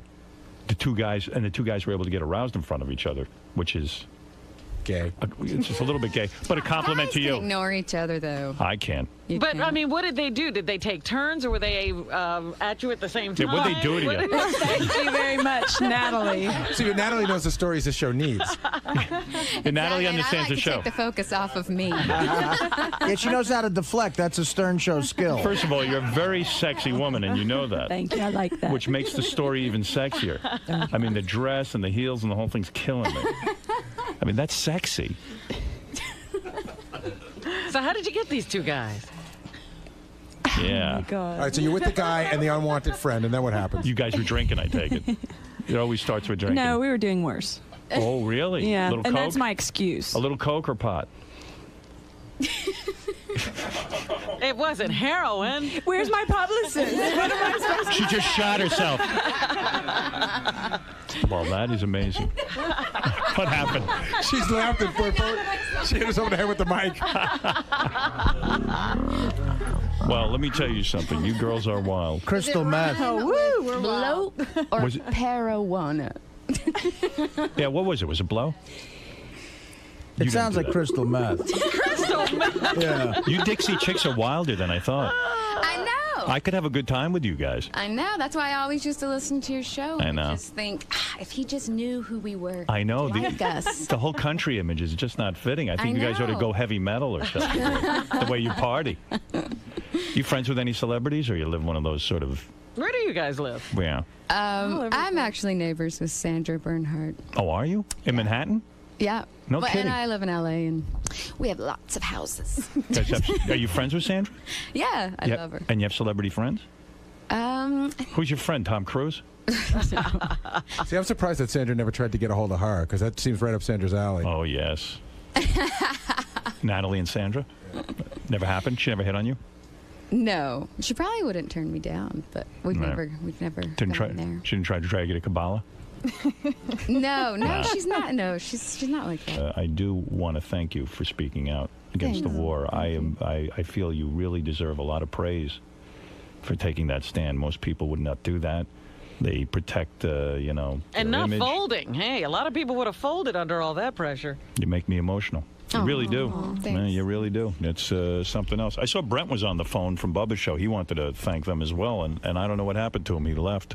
He probably got somebody to bang his wife. So. Yeah. He's in hedonism. That's probably what's going on. Is he there right now? He was. No, I don't know where he is, but he was on the phone. Let's go to Ron in Orlando. He wants to say hi to the Dixie Chicks. They're here to announce their new album, Taking the Long Way, featuring the single Not Ready to Make Nice. It's in stores now. And go to DixieChicks.com if you want to find out about the tour. Ron, you're on the air in Orlando. Howard, I'm a faithful listener for about 12, 15 years. I love your show. I love Sirius. I love that Sirius plays the Dixie Chicks on the country station all the time. Right. And I love the Dixie Chicks. I went to their tour when they were in Orlando down here at a Fly concert. Awesome stage. I'm glad they're back out making a name shows. I bought their album yesterday, and I love your show. Good. I'm glad you support them. I really am. Wendy, what did you want to say, honey? I want to ask you a question. Can I have an autograph of you girls? Of course. Yeah, you're retarded. They'll give you anything you want. They're not going to screw that up. They know that. Because I'm the biggest fan of yours, and I listen to your album almost every day. Well, What's happening behind what's going on Wendy? back there? This screaming? Wherever Wendy is, there's chaos. Trust me. She just stepped on a baby. That's my hostage. About to say, did she kidnap one of our kids? That's her dinner. Please be quiet. What is going on there? I'm babysitting. Oh, no. Oh, no. Well, you know what you do to get them to be quiet? It's called hot socks. No climbing on the chair. You told the kid no climbing on the chair. Wendy, I don't mean to be offensive, but you have the level of a 3-year-old. How old is that kid? She's 3. Yeah, that's what I mean. That doesn't seem right to me. Maybe the mother's a little irresponsible. Yeah, you and all two of that. should have a babysitter. That's right. Hang on, I have to light the kid's cigarette. I hope you're not drinking when you're around children. I'm not, Howard. All right. Oh, she's responsible. That's good. Well, thank you, Wendy, and good luck with everything. All right, you too, Howard. I didn't mean to cut you. Me and the baby are going to eat the diaper. Let's go to Sally, who wants to say hi to the Dixie Chicks. Hi, I love the show so much. Thank you, Howard, for having them on. Yes. Thank you. I think y'all are great. I think you got a bum rap. Last I knew, we still had free speech here in America. This war is killing a lot of innocent people, and the Dixie Chicks were the first that I know of that spoke out in a public way, and they are to be applauded. And I believe they'll go down in history as heroes. I truly do, because as time goes on, more and more people will begin to see this point of view, and I think most of the country agrees with them now. And if any of these radio stations are bad-mouthing them, or I remember a lot of them were smashing your records and all this stuff, it's time to apologize and to help them really with their image and say to these fans, enough with the nonsense. I mean, you guys suffered a lot of death threats too, right? I mean, wasn't there like a bona fide death threat where, I mean, you weren't afraid for your life, weren't you? Yeah, there's a lot of death threats. And, you know, I think what bugged me was everyone said, you know, we're not stopping their free speech. It's our free speech to not buy their album. They need to stop whining about that. Nobody cared about that. It was the hatred. Yeah. The disappointment in people, kids at these rally smashings. Or we have video footage of this protester outside of one of our shows holding her 2-year-old son going, screw him, and then looks at him and goes, say screw him. And that broke my heart. Yeah, that does, huh? Let's go to Brent from Tampa. This is Brent from Bubba Show. I know you wanted to say something. I know you support the Dixie Chicks, Brent. Yeah, I definitely do, and I wanted to call and man up and personally apologize to Natalie and say I was wrong, and I have changed my stance. And I want to say that I read the article in Time Magazine, thought it was awesome. I love the fact that you're not backing down. And one more thing, Clear Channel, I worked for them for 11 years, and everything comes from corporate. Ooh. Don't let them try to bamboozle it. you. Everything comes from San Antonio. The program directors and general managers and individual markets can't wipe their ass without writing a letter to corporate. Who's the guy that you think, Brent? Is it Hogan? Hogan? Yeah, John Hogan is ultimately in charge, and then it all rolls downhill from there. Yeah, all right. So to think that these guys aren't involved in the banning of the Dixie Chicks is utterly ridiculous, right? Ridiculous, yeah. Everything that goes on at Clear Channel comes from San Antonio. You know, when Tommy Chong was thrown in jail for selling a bong, I thought there should have been massive protests. That guy shouldn't have done a day in jail. I think he's owed an apology. I think the Dixie Chicks, though, deserve massive protest from people who have woken up to this war and what it means, and they have an obligation to say to Clear Channel, you guys have to make good on this now. And Clear Channel had a bunch of rallies supporting this war, and I think they owe the country an apology. Yeah, well, they certainly fired me after those rallies. Yeah, they did, and I know for a fact that it had a lot more to do with you not liking Bush than it did with the one thing that happened on the air. Yeah, I know that too. Hey, thanks, Brent. Hey, thanks. Hey, Monday night on Howard 101, we got a special Memorial Day tribute to everybody that's lost their lives defending the country. Yeah, Brent's doing his war thing again. You know, Yeah. Brent served in. Did you serve in the first Iraq War? Yeah, the first Gulf War, and I also went to Korea and patrolled the DMZ there. Yeah, and that's real good when those guys get together and they just get into a whole bitch fest, and it makes a lot of sense. All right, thanks, Brent. Okay, thanks. All right, later. Okay. Cliff, go ahead, say hi to the Dixie Chicks. Hey, how you doing? This is Joe from Boston. Actually, I hate country music, but I'm a total metalhead. But I got to say that their new single, I'm actually really digging it. Good. I just want to thank them for kind of turning me on to country music a little bit because it's not my cup of tea, but I do like it. What about, wasn't there, in 2003, there were two disc jockeys who were suspended for playing songs by the Dixie Chicks in violation of a station ban. Were you able to get together with them and say thanks for standing up for us? We did thank them in one way or another. I remember that. And I live in San Antonio, and I remember distinctly, I think San Antonio kind of sparked a lot of what was going on. Right. But these two DJs who called for a posse to get together, come out and teach Natalie Maines a lesson. They were confusing the two of us because I have a ranch outside of San Antonio, but they were basically trying to incite violence. My God. And I just remember thinking, oh my gosh, there are crazy people out there who will take these people seriously. And I just think it's very dangerous talk. What do you do when that hell, yeah, what do you do? Do you hire bodyguards and stuff for a while just till things tone down? I had an armed guard outside my house, but I wound up moving. The newspaper practically printed my address, and wow, I just couldn't. I smell book and movie of the week. Well, certainly this will make an interesting chapter. Meredith Baxter Burney stars. As the Dixie Chick. And I want my country back, the Natalie Maines story. Ralph, you're a big yenta. Go ahead and say what you have to say. Yeah, you know, you really got to give them a lot of respect. I mean, it's really great they spoke out about the war and everything and never backed down. I mean, you really got to respect that. And most people would have crumbled. Yeah. Can you get the dirty one on the Sibian? What dirty one? What are you talking about? The one who did Five Guys? Now it's up to Five Guys. Nice. See how it's mounting? Oh, I would love that. The poor girl experimented. Give her a break. Oh, I'm giving her a break. I'm her biggest fan. You'd like to continue the experiment. You got to be kidding me. You know what happens when Merle Haggard has some blow on him? You know, there's nothing hotter than a hot chick with money who's done a three-way. I mean, you can't even imagine what that conjures up. You can't even imagine. The whole Was time. the fiddle involved? There's nothing better than a hot chick with money who likes fat Jersey guys. Have you found one yet? No. No. I'm looking. One day it's going to happen. Let's talk to David. David, you're on the air. You can say a quick hello. Go ahead. Hey, Howard, how you doing? All right, brother. Hey, girls, y'all are awesome, all right? Thank you. I'm in the Army and everything, and, you know, that's what we're fighting for, is to open your mouth and say what you want. Thank you. Yeah, somebody who gets it.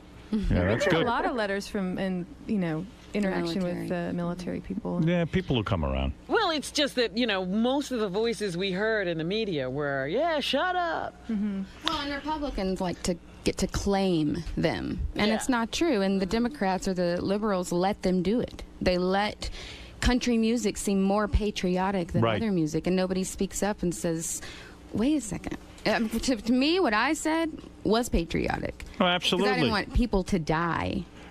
That's absolutely patriotic. For a reason that has not been proven to us. I was talking about this yesterday. It is kind of weird that the Republicans have somehow painted the Democrats as sort of gay for caring about the environment. Like, that's become like a wussy issue. Like, right, yeah, you're an idiot if you care about the environment. Like, you're a jerk if you care. And, you believe in global warming, you're an asshole kind of thing. I don't even know how that happens. But they're grasping at straws. Nobody's falling for it anymore. Bob, you're on the air.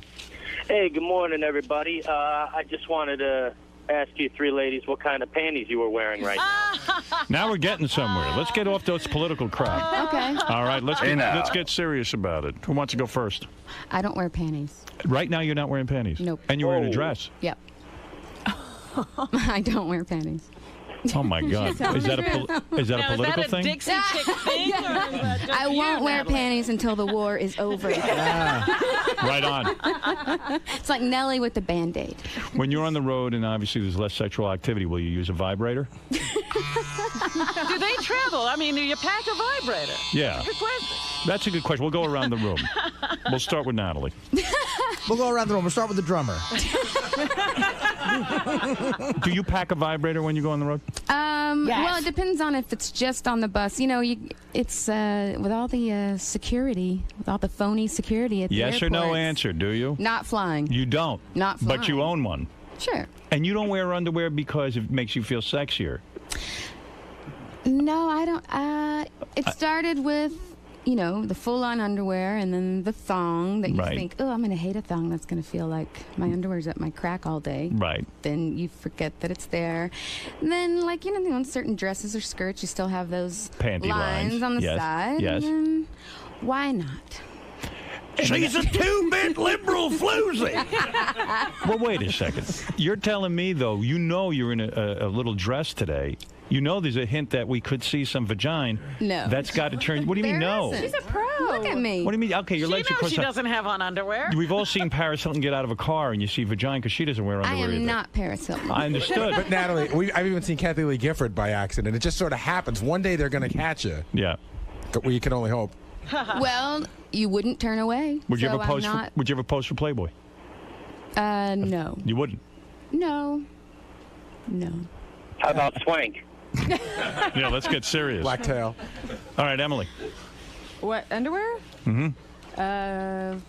A La Perla thong, just black with Nice. pink trim. Will you pack a vibrator on the road when you go off? You know what? Natalie actually had a sex toy party in Nashville one time. All our girlfriends from the label and everybody came, and I went a shopping. But you know what? But tell what she thought it was disgusting that I was having one. I think my tally was the. And she stayed in the room shopping. Yeah, I feel like the Emily's prudish. longest. I feel like Emily's prudish. Oh, Are I'm you? Not, You're no. not? No, I'm just more private, I guess. But you will not use a vibrator on yourself? I didn't say that. You will. She bought the most things. I'm really. Would you allow your husband to use it on you? Sure. You would? Yeah. Does he ever? Has. Yes. I have used a vibrator on my girlfriend. Yes. Just I want think all it's of you to weird. know that. I think it's weird for someone to own both a vibrator and a banjo. They don't go together? It's in the shape of a banjo. Oh, good. Marty, clearly you don't wear underwear, right? No, I have to wear underwear. You do. Why do you have to? Can we tell that? No. Tell the story. There's a story that goes along with that? Natalie, what's the story on the underwear? Why does she have This to? is recently. Marty's attempted. To do what? To go underwearless? Oh, we are in Miami and we go to Nobu and she's getting in the car and she says, "Oh, you have to get in the back because I'm wearing a dress." And I was wearing a dress and said, and what else? "Oh, I don't have underwear on." She always wears underwear. She was trying it for the night. Wow, that's sexy. And so we are leaving Nobu, Yes. this interview, and she whispers to me, "When I stand up, check and see if there's a stain on this dress." And I'm thinking, most girls ask that because they think they've started period. Right. And I was like, "Oh, really? You think you started your period?" And she said, "No." Oh. And so she stood up, and she had a total wet spot on her. Wow, baby. So she says she has to wear underwear because Did the interviewer turn you on? very Is that what- moist. Yes. She's moist like a I just don't understand when they're talking about feminine lubrication and all that. I don't get Because that. you're so you're excited a lot. Do you ever spontaneously orgasm? Can you just sit on the heel of your foot like Robin does and rock back and forth and get off? I'll try that. You would. She hadn't thought of it before. So it's embarrassing to go without underwear. No. Oh, yeah. How come Natalie can do it and not get all stained up? She's dried up, old hag. I wear lots of skirts and just carry Wow, a wait. tissue. No. So Marty, you but, must. But my question is, I mean, not wearing underwear isn't necessarily sexy. I almost think lingerie is pretty sexy. Knowing that you're now sitting on that stool. Now I'm your favorite. And I'm fixated on your legs, and I'm waiting for them to separate when you get down off that stool. The little basic instinct move. Yeah, they might have to carry you out on the stool. That's unbelievable. Got to watch out for Richard and Sal sniffing that when they leave. I know. Marty, what about you? You carry a vibrator with you? You must. I don't have to. My husband travels with me. Yeah, but sometimes that can get old, too. Yeah, well, Howard Marty has a hot married girlfriend and he masturbates daily, so that doesn't I don't mean masturbate daily, and I've really cut down on my masturbation. Really? But you haven't stopped. Not completely. When she goes away, I masturbate. But do you take care of business when, like, if she's here for a month, you won't do anything for a whole month? Our sex life's really good. Oh, really? So I thought you, like, No, I masturbated and then you were with her as well, like, just always. No, come on. I'm getting a little serious. long in the tooth for that action. You know what I mean? That's got to slow down. At some point, I got to mature, you know? So I would think at some point you'd become desensitized to porn, but you haven't. Oh, no, it's impossible. You can't desensitize me to porn. I watch a lot of porn. So instead of a vibrator, you take your husband on the road. Yes. But doesn't it suck when your vibrator asks you for money? Hey, Howard, before you wrap up. Yeah. Benji was just over there, and I know you'd love to ignore Benji. What does he want? I'm having such a good time, I can't imagine. I just love that. Are you going to ruin this? Of course. Well, it's up to you. Go to me or not. Go ahead. Okay. If they had said something that you found really disgusting, or if some other group did, if they said, like, all fags should be killed. Go ahead. That's what we believe. And the stations were like, you know what? We love the music. We just don't want to support this sentiment. Right. We're not going to play your music. Would you have a problem with that? Of course. Okay. Is that your question? Do you know how many people on country radio have said that? Exactly. No, that's the point. So you're saying no matter what, the station should have to play your music? No, they're saying what I'm saying. I don't know what they're saying. I'm saying that clearly they voiced an opinion that most of the country agrees with, and even if they didn't agree with it, not to play their records is wrong. It's a business, and they can, just like their lyrics have meanings, the station say, you know what? But they're what setting we play a has trend. meaning. They're setting a trend. We're not saying that they should play us for any reason. We're saying that they were playing our music and for this specific reason. And what if that's a specific reason? They say, you know what? We don't like what you said. We're What not they're going to play saying is, though, they're not willing to apologize. They're not willing to say, hey, okay, at the time it was a heated situation. We want to come out now and say we were wrong. Why can't people say they're wrong? I think some of them still don't think they're Yeah, but wrong. what if they don't agree with and they don't want to support it? But who is they? Music. The stations. But that's like saying when the Beatles said they were bigger than God and stations stopped playing. If they don't want to, it should be their choice. But that's a whole Just problem. like no one's arguing that. The fact of the matter is they should step up, because I think most people now agree they could at least step up and apologize and say they were wrong. I believe that. And it's not. It's the problem with consolidation. One person owns everything, and so when you have that, it doesn't let individual cities and stations determine what their audience wants to listen to. When something comes down, It all comes down to one guy. If it was like an individual station decision, it isn't even. It's a monopoly. Sit down. What's the matter with you? No. All right, I we don't hear even you. know what his point is. Why is he making? But this I do. point? Everybody's looking after their job, and the radio stations to make money and whatever. What was we? And you know, we were fine with all that in the beginning. Everything snowballed and got bigger and bigger and bigger and bigger. And these radio music directors would say, I agree with what you said, but we're just overwhelmed with calls and emails. We've got thousands. And then that makes our me first sick. show, but Yeah. our first show, well, what we know is that they were coming from an organized Republican group that, Right. whatever. I know it too. Yeah. So it wasn't the people in that city. Right. It wasn't 2,000 people in that city making phone calls and emails. But regardless of the fact, thousands of emails and people so angry at us they would never listen to that station again if they played our record. So we play our first show. Press from all around the world is there. This is going to be huge. There's going to be, major protesters. 10. So 10, just like So you tell me. Just like you, the one corporate guy stood by All right, his Benji, belief. enough. Please, you're annoying the shit out of me. No. They don't stand by their belief. They are caving to the fear of losing their job and being replaced. Because we all know in radio, you're in, you're out all the time. There is no job security. And whatever I their fault them motivation, for that's their is right. their weakness. No, it's not. It's not right to be weak. It's their right. No, it's not their right to be It weak. might be immoral, but it's their Not right. to be weak. They cannot play us, but they were weak. I agree. I kind of agree. So they're not with standing him by their on convictions. some level. No, they're standing by the naysayers who. When you have a great flight attendant, you go home, rush home, and write a letter. No. When you've got a real bitch, do you go home and write a letter? Yes.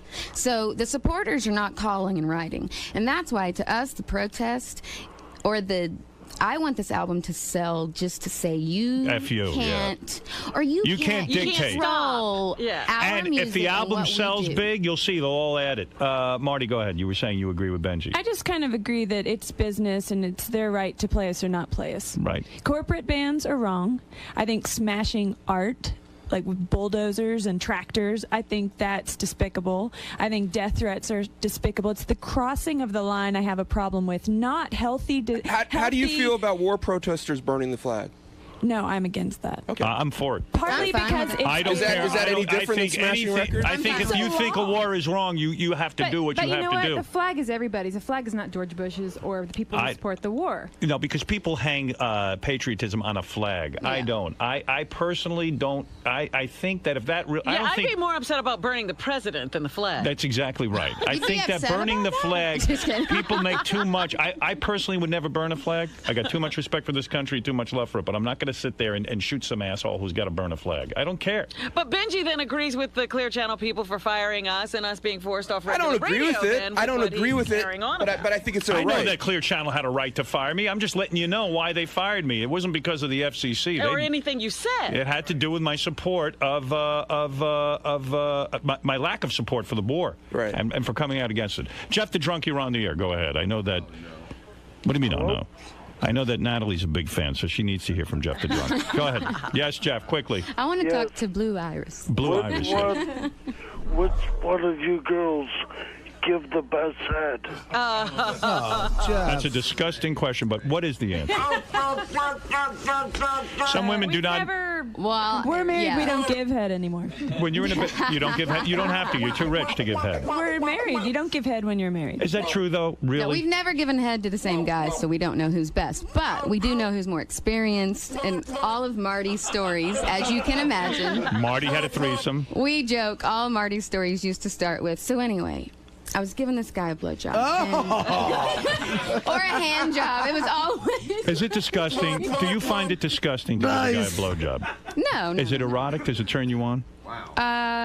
Sure. You like it? Yeah. You do? I don't not like it. Sometimes I think women don't like it. I know Robin hates doing it. I don't hate it. She had to watch a porno to learn how to do it. please, She didn't learn I how to don't do it. hate She it. learned it late in life. Right, you won't It swallow. wasn't that I learned it late in life. Robin I was will just taking my not tell technique. the Dixie Chicks the truth. You will not swallow. I won't swallow. I don't like that. Dixie Chicks, how do we feel about swallowing?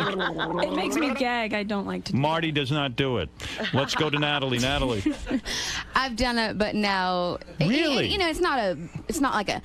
You know, it's just a... What about for a soldier? Come on, I'm just trying to get things back on track. Really? I'm surprised to hear you say that. I'm deeply disappointed in you. Well, I guess I don't get... If you're not, like, stopping and spitting, why... So what do you What's do? so great about swallowing? You just So think, the guy, oh, she really loves but the guy unloads, and then all of a sudden you pull your head back. No. Oh, you'll swallow it. I'll taste it. I just don't swallow it. You spit it out. But where do you spit it? Ladies, No, there's saliva You and hold it in your slobber mouth. going on. you hold it in your I mouth. hold it in my mouth until I have an opportunity to put it in the proper place. Right, exactly. That's what I tell my Kind of girlfriend. smearing it, and you know, it's a part of the. Wait a second. I tell my girlfriend, I'm who's got another $80 for a couch? Don't worry, Emily. Emily, you're not off the hook. I'm gonna get to you in a second. But what is the proper place to put? In other words, after you finish, do you run out of the room?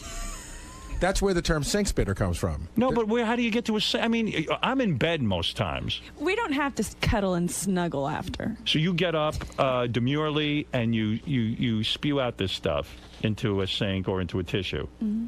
Jeez. I mean, it's not there anymore, but I haven't swallowed it or made. Well, where does it go? Just in the. What do you drool? What do you? It's got to go somewhere. It just drips down the. It goes in the pizza box. Emily, you're so quiet and so demure. What solve this problem? My question is, why do guys like it to be swallowed so much? I'll tell you why. It's power. Go ahead, Gary. Answer it. Well, for starters, you don't want to. It's an abrupt ending. You know what I mean? When you get up out of bed, it's a very abrupt ending. Right. And there is a part of like that you love me so much that listen, You would swallow this disgusting. I do. When we take care If of I was you business, guys, I'd spit in my sister's banjo. What? Seriously? Uh-huh. The reason men like it Mhm. is that, like when you're with a woman, you don't like to pull out. We're gross. So you like to finish there, Uh-huh. and then to see her spit out, it's almost like, oh, you're gross. Oh, I see. You see. I can understand that. But I think I'm sensitive to that, and that's why I don't do that. And I don't. It's not like, okay, you're done. I'm done. That's what I'm saying. Like, I've met very few women who I'm do it still right. there, but I'm not. Love me, love my seed. Hey, Howard. I'm still taking. Well, we've learned the Dixie Chicks don't swallow. Hey, Emily can't answer a question with a question. Right. You can get an answer there. That's very presidential of It you. depends how much I've had to drink. Really? Oh, so you will Depends on the night. Oh, I like that. If I'm in a cuddly mood. I sense you guys haven't really spoken this much about this kind of stuff. We really, we talk about sex in general, but we don't really share stories. Well, we I'd don't rather share current. Are you guys close? Is it strictly business, or do you get together outside? Marty of was just picking the crust out of my ear in the dressing room. No, but I don't mean that. I mean, when you're outside of the studio or working together, do you guys get together and hang out because you really like each We other? play Yahtzee. And poker. I feel like Hey, I feel like Emily never has you to the ranch. You what? It's a long drive. It's a long drive. It's a But long you know, drive. Marty and I are sisters, so Right. we always end up at the same family things. But Marty married Natalie's sister's husband. So now Natalie's- they're technically kind of sisters. In-laws. Wow. So we're always at the same family. It's very incestuous. Hey, I got one more question. Very before they go. country. I think we just gave. Texas Hold'em. So anytime you need a Right. I think another we person just. at the table. You just what? I think we just gave Jeb Bush his campaign slogan: "The Dixie Chicks don't swallow." I like it. Yes. Go ahead. One last question. I Is it thought- a sexual question? No. I was hoping it was. I have a sexual question. All right, real Richard, quick. yours quickly. Sorry, Richard's guys. a real perv, so get ready, girls. Do you get your periods at the same time, like girls that work together? Who cares? Great question, Richard. So And do you have similar shaving styles, like down there? Have you guys seen each other naked? yeah, of course. No, I have not seen either one of them naked. They're very you bashful. have. I have not. Anybody want to get naked now? I'll support that. Since I don't wear underwear, they have seen me Right. naked. Are you fully shaved? I am. Landing. Wow. And no underwear. She's a keeper. Natalie, no underwear, and you're fully shaved. Yeah. Good. And swallows. And wears a rock the size of Gibraltar on her finger. The question I was going to ask is, I thought I read in the notes that did somebody's ex-husband win the lottery? No, the ex-lead singer's husband won the lottery. No wonder she's out of the band.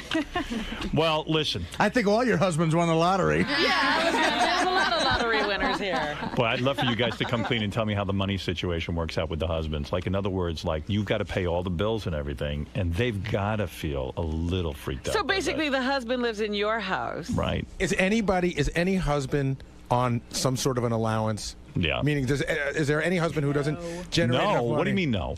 Actually, me and my husband keep completely separate money. Yeah, but let's say But I pay, like, I have bought the houses. the cars. He buys his car. Okay. Who buys the food? Oh, that's... Where's that money come from? Your account. No. What do you mean, no? Whoever goes grocery shopping, or if we go out, he always pays. And we don't have a shared credit card. When you guys go to dinner, he pays? Yeah. Where's he getting that money? He works. He has some money. Oh, come on. He He's got spends too much. He's got but that he has mountain some of money from the horror film. Oh, Listen, stop it. I've been to Nobu, and that's no cheap night. He can plunk down $500. All right, You know so what? let's He say- does it whether he can or not. He's not great with money, but he spends it. Right. Well, let's say this: if you go on vacation, who picks up? Who's planning that and paying for everything and setting that all up? In my relationship, we take turns. Ah. We trade. Hey, Natalie, how come you wear those two bands around your hand? What's going on there? Is that sort of weird religious thing? Yeah, I know. I actually fell, but and so I pulled 4 ligaments. But in our video, everyone has analyzed this video, and there is a lot of symbolism and things, but people think that I've been brainwashed and that's a W. Oh. And I like that. I think we're going to try and sell these at the show. It's because you hurt your fingers. Wouldn't that be awesome if 78% of America was walking around with these? I thought it was like a Michael Jackson glove thing. I didn't know. I know. No. Do you know we have a camera in your chair so we can see up your dress? All right, listen. You'd have to have it. Dixie way Chicks, up congratulations on your new album. I do personally hope that everyone goes out and buys a copy, and it would be sort of an FU to Clear Channel and all these people who banned you, and I would buy. But just the haters, it's not about radio. The Dixie Chicks' new album, Taking the Long Way, featuring the single Not Ready to Make Nice, is in stores now, and it was nice to meet you guys. Nice to meet you. All right, and we'll take a break, and then we'll talk some more about swallowing with Robin. Oh, I'm not going to do it.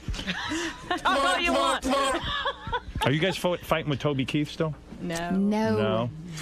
That is all so off our radar. I just can't even tell. I don't have a clue what's on the charts, who the artists are, what number our song went to. It's just we're at peace with everything. We're fine. I didn't even know why you were fighting with him in the first place. We weren't fighting. Everyone made it a big deal. It was time for you guys to get over it. I don't even know him. I don't know anything about this. Yeah, we need to get over it. I'm a little out Stop of the country whining. thing. Right. So, ladies, how was it in there tonight? It's good. It's fun. It's fun. Are y'all mad at me? We overshared as usual. I got him. I'll say. We've overshared those things before. It's an understatement. You got my first. You said you were big fans of the show. Were you nervous being in there talking to Howard? I just didn't want to seem like a germ. I didn't want to seem like too big a fan. It's hard to hold back. Was it hard talking about your sex life with Howard? I personally don't think that was anything we haven't talked about. Really? These, y'all talk about sex way more than I do. Governor of Sirius, and I'm here today to talk with Howard. He wants to express his appreciation for Sirius because it allowed his career to be reinvented. And I want to express my appreciation to Howard for taking my dream and making it bigger and better than I could have ever imagined. So Howard, it's sort of like a mutual admiration going on today. Total mutual admiration, synergistic. It's two people who have been pioneers in their own area. Howard pioneered talk radio, pioneered mass intimacy. I pioneered satellite technology and allowed satellite technology to reach people in cars. Together, we're a dynamo. He's got a ton of questions for you. He's been talking about it all week, so. I'm happy to answer all the questions Howard has. I'm a huge Howard Stern fan, so to me it's an amazing thrill to be able to sit on the couch and talk with Howard and Robin live. Well, this is pretty fascinating. I was in the halls one day, and I ran into the guy who actually invented satellite radio, and then I wasn't even sure what was going on because he was wearing a dress, and then I found out he's now a woman. He wasn't in a dress. Yeah, he was. Sure he was. I was there. What are you talking about? I saw him that same day. It was a long skirt. You didn't know what you talked. That's Martine right there. Martine, the first time I met you, weren't you wearing a long skirt, like a skirt? No. Robin's right. Didn't have a beard either. I didn't say you had a beard. Robin said, I saw his beard, and come feel me, Robin. All right. So I was wrong about the beard. You were wrong about the skirt. And I don't even know. Do you have titties or not? Yeah. Oh, you I do? Yep. Oh, there okay. they are. Here's a gift for you, Howard. Thank you, Martine. Martine's a super intelligent person who invented satellite radio, and I kind of had this fascinating discussion and invited her to come in. She's sticking out her tits. How big are your tits? But, I mean, you're married, though, right? But you're married to a woman? Yes, 25 years. Is this the same woman you've always been married to? Always been married to. Let me understand something. So you were a dude. Right out there. You were a dude. You married a woman. Then you say to her, hey, I want to be a woman. And she stays with you. Yes. And now what goes on in the bedroom? A lot of fun. You sleep in the same bed? Of course. Never... Can't even fit a feather between us. Really? You got the vagina, right? Yeah. Has a guy ever put it in? No. Never? No. You don't want it? No. You don't want some guy to put his penis in your vagina? No. You became a lesbian. I look at myself as a Bina-sexual. My partner's name is Bina. I love her before. I love her during. I love her now. I love her forever. She's not frustrated? No, she's very happy. Wow, that's complicated stuff, man. But you are a genius. Did you know that your marriage would survive this? Yes. You did? Wow. That's pretty amazing. That is amazing. She's got to be a little horny, though. She's sweet. She's a wonderful person. How often do you have sex? I don't get it. I don't know if your listeners want to know all that. I want to know. Forget that. I'll drag her in here later. I'll get all the answers. So this is a great story. How did you come to invent? First of all, were you like a super genius kid? No, just a regular person, Howard. I mean, so many ways. I think actually you and I are similar. You just thought outside the box. You saw where the trends were going. I saw that satellite dishes were going to get smaller and smaller and smaller until they could be flat and fit on top of a car. Wait a second. I mean, what kind of grades did you get in school? Were you like into the sciences and all that? I got good grades in school. Okay. What were your SATs? I aimed to get grades in school that were like ASS. What's that? Ass. Exactly. You get a grade for academics and a grade for work habits and cooperation. So I had bad work habits and horrible cooperation, but I got good grades. What were your SATs? Were they off the charts? They were good. They were good. I'm just trying to establish what kind of genius you were. I think were. they were like good enough to get into UCLA. Like what, 1,300? Yeah, something like that. So you weren't super genius. No, you weren't no. like a 1,600. Did you ever have an IQ test? No. You don't even know what your IQ is. No, I have no idea. No idea. So you're an inventor. You said, hey, I think what I could do is invent small satellites. What did you... Small satellite dishes. Small satellite dishes that would be so small they could fit on the top of a car. So how come there's an... Wow. You started Sirius Radio. Sirius was the first one, Yes, right? Sirius was the first one and created the whole satellite service. And how old were you when you created Sirius? How many years ago? 35. You were 35, so that's... Had you invented other things before that? Yes. Invented tracking trucks by satellite, invented small satellite dishes for other countries on top of hotels. Are you a multimillionaire? Yes. Oh, you are? And did you become a millionaire from satellite or before that? Satellite. From satellite. Yeah, I started off with nothing. And how did you get it all together? Give us the story, if you will. You had this dream. Who were you working for? The dream actually started with going to satellite conferences where there were a bunch of engineers and saying to them, I have a better idea, I have a different idea, why don't you try to do this? Okay. And they would all say that's impossible, that's stupid, satellite dishes are as big as garages, you can't put them on a car. Okay. And I said, yes you can, here's how you can do it. And they said, you're stupid, you're an idiot, go somewhere else. And I heard that like 1,000 times. Were you dressed as a man or as a woman? As a man. As a man, okay. Like I was a tough-talking satellite engineer. Okay. Finally, I found a guy, Italian guy, Rene Anselmo, up here in New York, who had a network called Spanish International Network, SIN. Okay. And he had been spurned by Intelsat, the big satellite monopoly. They wouldn't carry his service. And I said, Rene, fuck these big satellite companies. You can launch your own satellites, and you can spread Spanish music throughout North America. He said, well, all the bankers say that the Mexicans have no money to pay for satellite. I said, they'll pay. They'll want to hear it. They'll pay anything to hear their own content. Right. So Rene backed my first company, PanAmSat, and that company eventually went public. How much money did he have to put up to back your idea? About $50 million. And that's that's a lot of money. That's well, a lot back of money. in the 80s, that was a lot of money. Yeah. Sure. And the fact that he believed in you is amazing. And you started, did you call it Sirius Satellite right away? The first company was called PanAmSat. So that service was called PanAmSat from the beginning and eventually was bought by Hughes for several $1 billion. Somebody was trying to explain this to me earlier. Your idea also was that the idea was if there's a satellite up in the sky, if you're driving around in your car, it wouldn't work. So you figured out how to put a pattern, like a figure eight of satellites up in the sky. 3 satellites doing a figure eight. And that made it so you could cover the... So you could come down over the trees and over the buildings and stuff like that that would otherwise that's block why that happens. How'd you figure that out?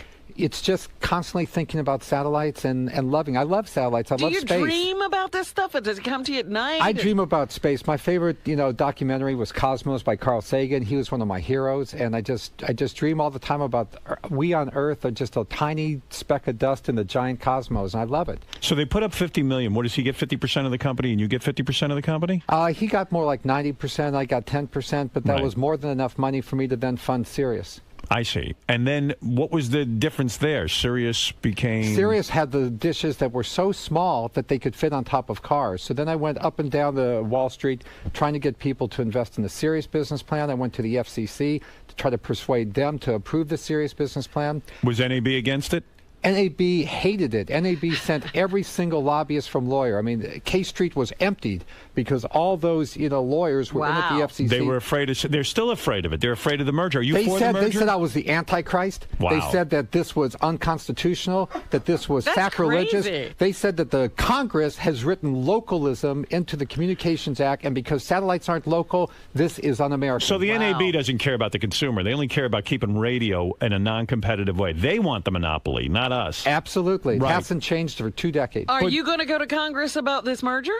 If anyone asked me to, I would say it's the just thing to do because Sirius invented satellite radio. Sirius found the frequencies for satellite radio. The FCC said instead of having one great Sirius satellite radio service, we'll cut it in half and make 2 half-frequency services. So if you invented Sirius and XM came in late in the game, how the hell did they sort of rise up before Sirius really got started? Because with Sirius, we have a more advanced technology than XM. We use the figure 8 pattern, and that resulted in a longer lead time to build the Sirius radios. Our radios are better because basically quality takes time. I see. They took the fast and dirty approach to the market. Right. We took a little more time to get the better quality radio. So you have to be thrilled with what's happened with satellite radio. Your invention has come to fruition. Howard, I'm the most happy person you'll ever find because there was something that was a dream in my head, and now thanks to you folks in particular, and thanks to Mel Karmazin, millions of people are enjoying these frequencies. The FCC should be thrilled. Nobody has done more for the public interest than this show and this company. Oh, isn't that great, man? This is exciting time. I mean, you invented this whole deal, and here we are. We're enjoying it. And as a broadcaster, I said this to you in the hall, and I'll say it to you on the air. I thank you. If you hadn't invented this medium, I mean, the fact that I'm getting to look at this is like me meeting Marconi. If you hadn't invented this medium, I would have been out of the radio business. I liked it better when you said this is like meeting Martin Luther King. Oh, that's true. That's a whole other thing. But it's true. Did you say that? I did. You're a witty guy. But I got to tell you something. I am so grateful that you invented this medium. I mean, I am flourishing here and also able to be part of something from the ground up. But I mean, this has got to be nuts. This was a dream in your head, and now you're seeing it all come together. What is your prediction? Do you think there will be a merger? I do. You do? I absolutely do. I think that, the way things work is that this was meant to be one satellite radio service. The frequencies were designed for one satellite radio service. Today, digital communication doesn't care whether it's satellite, internet, cell phone, iPod, what have you. There's so much competition. It's just stupid to have duplication of everything on XM and Sirius. Right. Oh, this is fantastic. Now, where else is Sirius going? Is Sirius going to the phone? Is Sirius going to do other things? I mean, is there other technology that you're working on? Well, today I work full-time in a biotechnology company. I'm CEO of United Therapeutics. It's one of the largest biotech companies. And that's super successful. You know what? I owe that to Sirius because Sirius gave me the money to start a biotech company to develop a cure for my youngest daughter who had a life-threatening condition. And have you done that? Yes, I have. Wow. You developed a cure? Yes. What was the condition that you developed? It's called primary pulmonary hypertension, and it's a life-threatening condition that affects thousands of people. The blood vessels in your lungs, for some unknown reason, they clamp down, and no blood can get from your heart to your lungs, and people end up, fainting and then unfortunately dying. Your daughter developed this after you invented Sirius Satellite Radio, and you said, that's it. I am now going to start a company to find a cure for my daughter. Of course. I mean, what am I going to do? Keep, doing satellite radio when there's nobody to help my daughter? I'd do what anybody would do, jump a 10-foot wall to save your own kid. And you figured out a way to save, and now you've saved thousands of lives. Yes. Wow. And your daughter's fine? Yeah, she's right outside. Oh, wonderful. I hear she's a huge fan. I hear she's a knockout. I love her. Yeah. Maybe I'll love her, too. Maybe we'll all love her. You know what I mean? Martine, I don't know if you know, it's Artie. How you doing? Hey, Artie. I thank you from me as well and my family. But I'm single. Me and your daughter getting together, is that something you'd be opposed to? Or He didn't save her so you could have your hand. You're right. That would have been a waste of time. Come on, be good. No, but I just wanted to ask Martine, this is one of those incredible stories that is so fascinating to me. And, you go through all that hard work, that research, and you get a company off the ground. And in a way, when you found out Howard had agreed to come here, wasn't that in some ways the final step to get this out to the mass amount of people?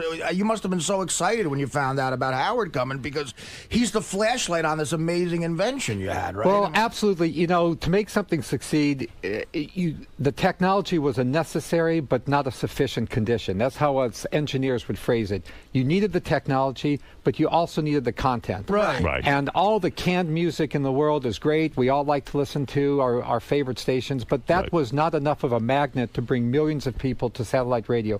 Howard, you have brought millions of Americans to space, to the satellite radio, and as happy as you are and I am, how about the guy driving in his car that can now listen to you in Kansas and Chicago, everywhere in the country? It's terrific technology. How about the freedom of not being censored? One of the main reasons I want to start this company is it pissed me off that they were like these stupid censorship rules that you can't say this word, you can't say that word. I love you, man. I really do. You have given us. I didn't know they had split the frequencies so that they could make two companies. XM literally copied our application at the FCC. Ugh. You mean, in other words, they benefited off of all of your hard work? Freeloaded. So that has to drive you nuts. And, well, that's why I love this merger, because I love justice. You know, I'm a Libra. I like things to be balanced and justice. And I'm a Libra, too. Wow, we should get together.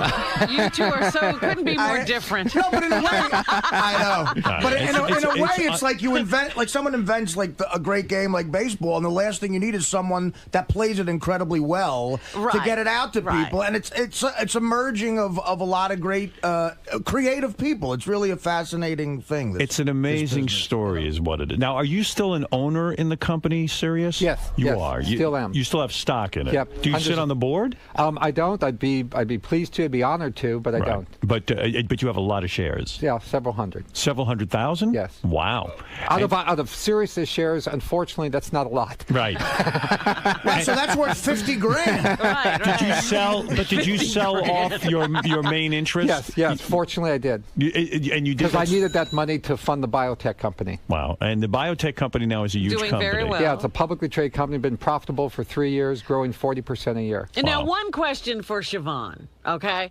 Did you find that your reception in boardrooms and in offices where you have to go and pitch your ideas changed once you changed your sex? I think it did, Robin. Yeah. Honestly, I think it did. I mean, when I first changed and walked in, it was really funny. Sometimes, people would like spill their coffee on the table. They'd be so shocked. Yeah, when I met Martine, I didn't know what the hell to do. Like, I'll tell you what happened. Tim came to me and says, Martine is here, who invented Sirius satellite radio, Martine Rothblatt. And I was like, oh, I gotta meet Martine. Like, what is he, French? Martine? Is he French? I knew it was a dude. From another country. Yeah, I didn't know anything about this. So Tim goes, listen, I'm just going to give you a heads up. I don't know what's going on. And, Martine, I think he goes, Martine's a guy, but he might have had a sex change operation. I go, well, what do I do? What are we dealing with? I said, I don't care if he converted himself into a tiger. I got to meet him.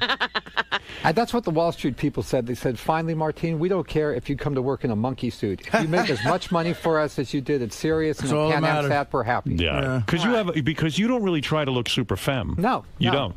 I'm just myself. I actually don't care if people call me she or he. I thought that the day after I met you, you guys talked for 15 minutes about as man and woman, was the funniest 15 minutes I ever heard. Could you convert yourself into a tiger if you wanted to? You seem to be a real genius. Was in the operation, did that make you feel better? Were you like really upset in your personal life? I feel really happy. You hated your penis, or no, I didn't hate it. I had I loved my penis. I still have my penis. It's just an inner rather than an outer. I see. And you were able to have orgasm with that Absolutely. thing? No kidding. Yeah, the difference between like a rocket ship and Krakatoa east of Java. I mean, and a healthy sex life with your wife. Very happy. But where is let me meet your wife and your daughter, and at least pay homage to your great family and what you've done. Martine Rothblatt is really an incredible human being in my lifetime. And how did you tell? I mean, how do you tell your wife? Were you open about this all the time during your marriage, or when did you have to say, look, there's a woman inside this man? After I was so sure that she loved me so much that she'd never leave me. Oh, right. Wow. You wouldn't have gotten the operation if she would have left you. Absolutely not. I love her first and foremost. Wow. And how do you tell your daughter? I mean, all of this is very... You know, it's a step you don't know how the outcome, what the outcome will be. You know, we live in a great country, and fortunately, our kids are great kids, and each of them were totally open-minded. And our family's main motto is like cherish diversity. Wow. That's beautiful. Hey, oh, look at your beautiful daughter. First, I'll say hi to your daughter. So your life was saved by your dad. You got to be a good girl, right? You better behave yourself. That's right. Yeah, I definitely have to say that I owe, my life. You call your dad or your mom? My dad. Yeah, like mom junior or something. No, I'm her dad. I'm proud to be her dad. Right. You're the dad. I have one mom, so I already, that position's already filled. Everybody thinks you're real hot, by the way. How old are you? I'm 22. Too young for me. Well, not really. Not really. I got to say, Martine, you and your wife, you do something right because she's beautiful. Yeah. Thank you. That's right. And that's the most important thing in the world. And you are Bina, right? Is that how you say your name? You are Martine's wife. Now, it must have been a shock to you when Martine said, not only did I invent satellite, but I'm going to go become a woman. And you decided to stay with Martine, Yeah, right? how did that happen? I mean, were you aware that anything was going on? No, I wasn't. I was really sort of in the dark on that one. Did you take it as an insult at first? Like, what's the matter? Don't you want to have sex with me and stuff? No, not at all. Really? It didn't come across that way at all. Yeah. Did you ever consider leaving and going, like, you must miss penis on some level? Said, I didn't consider it at all. I don't know if I want to hear this conversation. Do you ever ask your parents what it is they do in the bedroom? I'm trying to figure it out myself. No, I can't say I ever did. That's just one. Do you ever ask your parents? I mean, no idea. You can blame your father because he invented the only reason we can talk like that. But being I mean, it had to be an adjustment in the bedroom, right? You were used to having sex a certain way, and now you were having sex with a woman, right? Well, I'm open. I was very open because I love Martine, so I'm a Martinisexual. Right. And so it's just we're just together. We can do so many things. So for us, you don't miss penis. No. You've never said to yourself, maybe I need to go get a guy on the side every once in a while. Did Martine have a beautiful penis? Was it a terrible thing to see it go? No, you know why? You know why it wasn't a terrible thing to see it go? Because I wanted Martine to be fulfilled, to be happy, to be a person. We only live this one life. But even, I mean, as, they always say, I watch these documentaries, they say there is like a grieving process because you're losing something. You go through a lot. You go through a lot. I mean, it's tough because you're also forming a new personality. We had to go through a lot of versions of Martine. I don't think a lot of people would show up at my penis's funeral. Was it weird the first time? No one would come pay their respects. Was it weird the first time Martine took his clothes off as that Martin became Martine, and then you saw no penis there? Well, we did it together, so we went through the whole process together. So it was and it's gradual. It's gradual. It doesn't happen overnight. Yeah, and then the surgeries in the hospital, and I was there for all of that, and it's really. And the first time you had to make love to Martine as opposed to Martin, it had to be very, very confusing to you, right? I mean, it was not confusing. I think that because I love Martine so much, I'm in love with Martine's soul. So it's just a different kind of love than some people have. You're talking about only physical for you. It has to be, it has to be just a vagina, just a penis. Well, it's really not so with us. It's everything. Like that's every love. touch. Yeah. It's like that's everything. real love. That's a love of a person. I couldn't get Dana to stay with me over a little heroin. Oh, here you go again. Now, your daughter's name is Genesis, right? Yes. That's a very nice name. Yes. And Genesis, do you get embarrassed at all at first when your dad starts coming around dressed as a woman? It must have been difficult for you. Well, yeah, Martine dresses pretty unisexual, and I had to say it was probably harder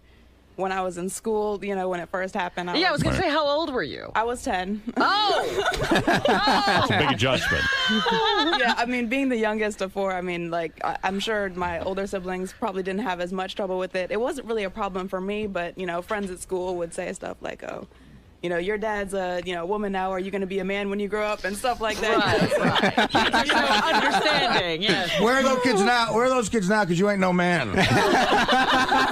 Hey, Bill, you're on the air in Battle Creek, Michigan. You're on the air with Martine Rothblatt, who invented Sirius Satellite Radio. It was a dream in her head, and she came up with this idea, and now it is a reality. Go ahead, Bill.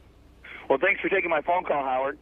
My question is, I saw something at the auto show where some newer cars will come out with serious streaming video. Is that true? Yeah. Yes. Was that always the dream too, Martine, that you could stream video? Exactly. All we had to do is we had to wait until the digital video compression caught up with the digital audio compression, and that's now happening.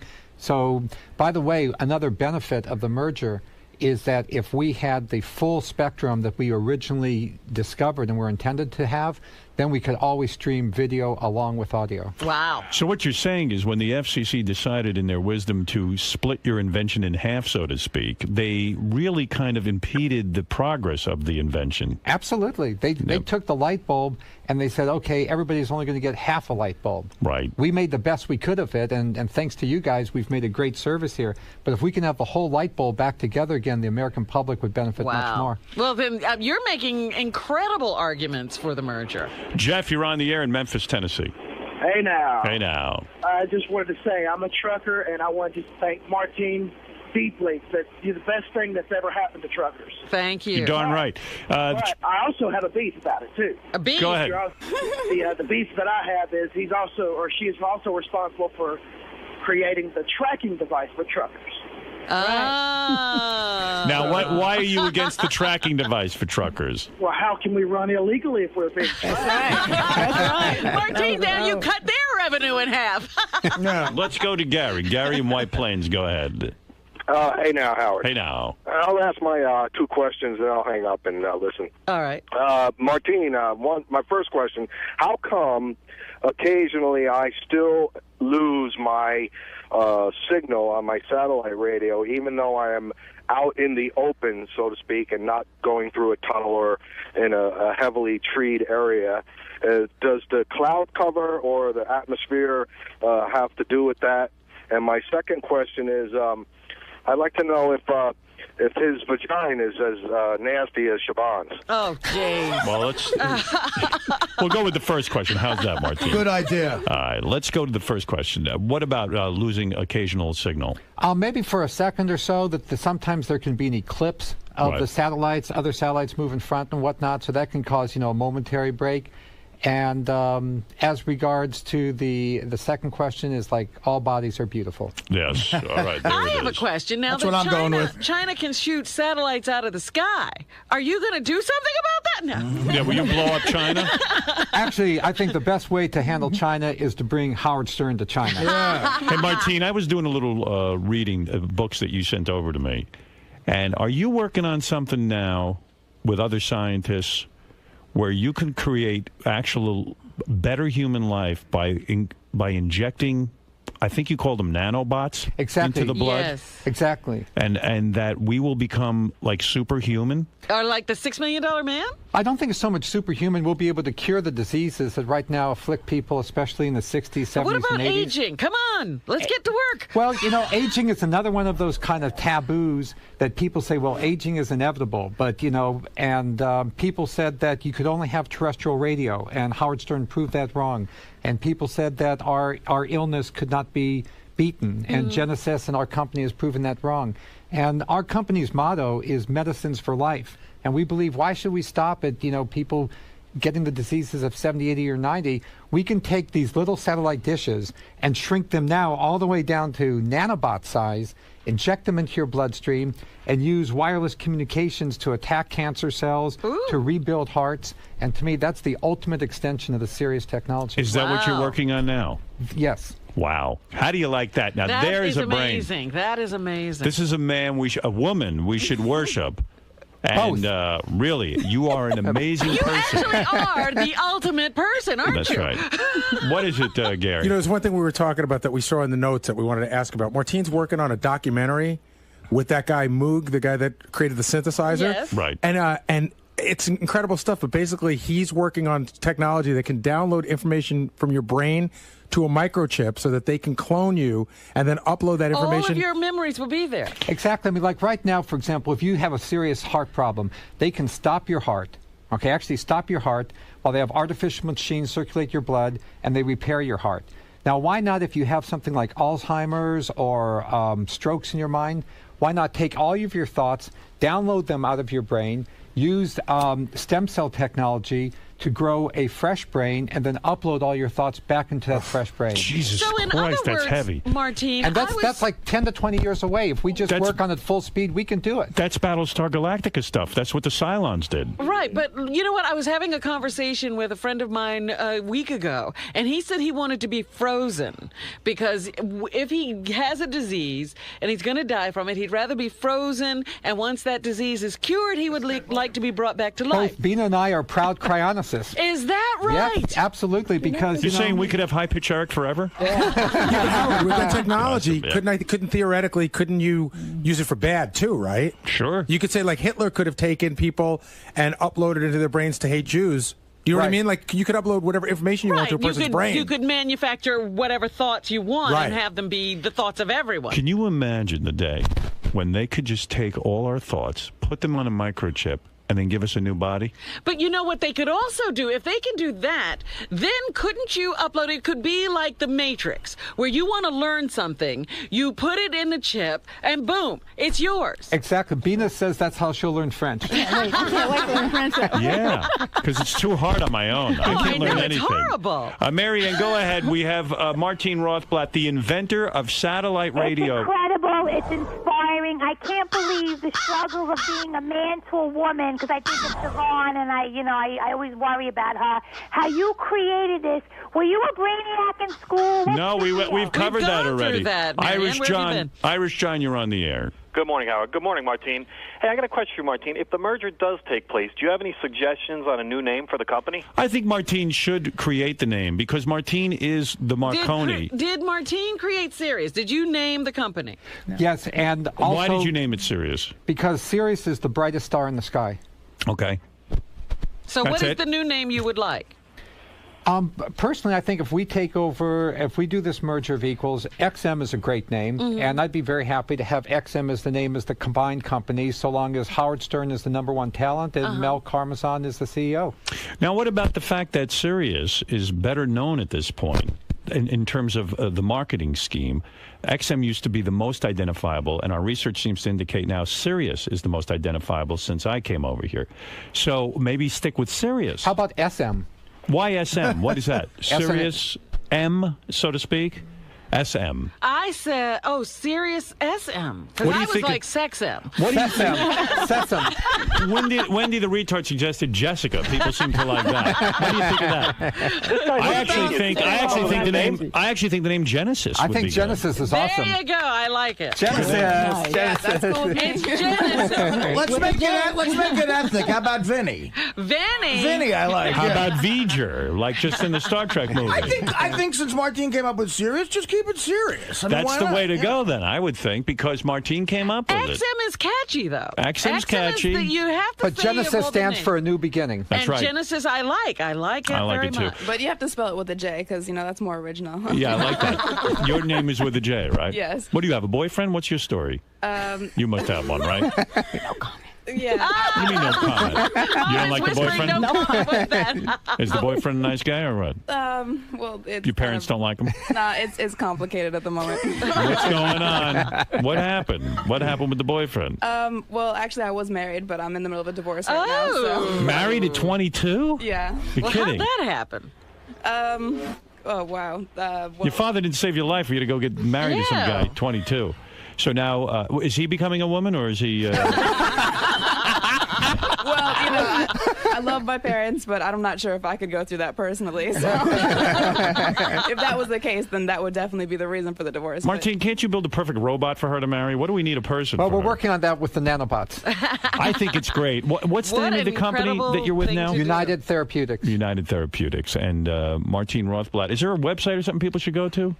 No. Nothing. You don't have any kind of information out there that people Sirius.com. Sirius.com, right. Okay, Martine Rothblatt is someone, I hail you, I thank you. You've given me a future, and you've probably given a future to all the broadcasters out there who are even protesting the merger right now. You've done an incredible job, and I know that this technology of satellite radio and the kinds of technology you're working on now are the future. It makes our lives exciting, and I think we've only seen the tip of the iceberg with satellites, and this is a great You'll have a invention. satellite inside. Yeah. Could you broadcast? Into my head? Oh my goodness! I So need- you could be, you could be in your own head. Yeah. You could be walking down the street by yourself and go, don't talk to me, I'm listening to the weather. I won't need any of you. I'll just broadcast my thoughts. Hey, Martine, is it possible to download all the drinks out of my liver and upload them all as carrot juice? Martine Rothblatt, thank you, and your beautiful family, Bina and Genesis, thank you. We're going to take a little break. How was that in there? It was. Right, no words for it. Hey, Howard, nice, great to meet you. Can I get a picture with you? Sure. I can't believe. I mean, you changed everybody's career. You're incredible. I can't believe it. 1-800-MATTRE. And you know something? That was interesting because I also always wondered where the name. How why it's called Sirius. Yeah. You know what I mean? It's actually a star. It's the brightest star in the sky. That's amazing. Like right after sundown, you'll see it come up, and it's the brightest star in the sky.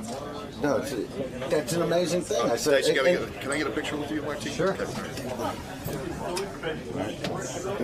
Yeah, I just got this digital. Look. Oh, that's nice. Look at that. Hey, no beard. My beard didn't even show. No, it's amazing. Thank you. I'm thanking you. To be able to go on and do, what I do, for a living. Is amazing. That's the biggest joy for me. That people who are great talent like yourself and Howard can now share it with hundreds of millions of people instead of going through some little FCC tunnel or just one club or something. You know how many times he used to have to, he'd go for the button. Life's about joy, and all we're doing is spreading maximum joy to maximum people. No, you're That's phenomenal. what life's I don't know about. how you thought of it, but it's amazing. I'm so grateful to Howard and to Mel and everybody at Sirius for taking this technology and making it grow. Like I planted the seeds, but you guys created a beautiful tree. Thank you. Thank you so much. They just seem so grateful to sort of reinvent it.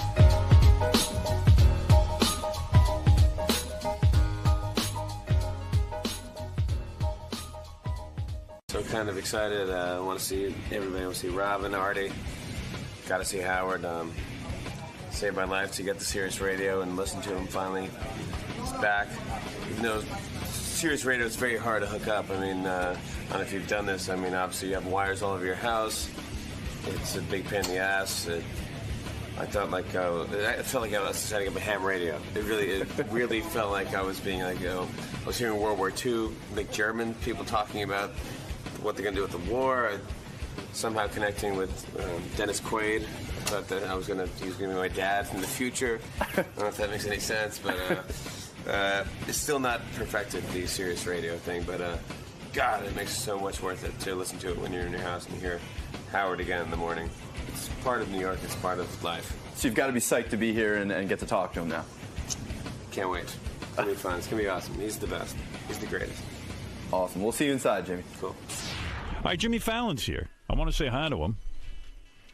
Got to ask Jimmy, too, how he got that job on Saturday Night Live. Because, like Artie was telling me, Jimmy was this really great impressionist. He does amazing impressions. I don't remember him as an impressionist. He did a Sandler impression. And hey, now. Come on in. Great. Hello. Hey, man.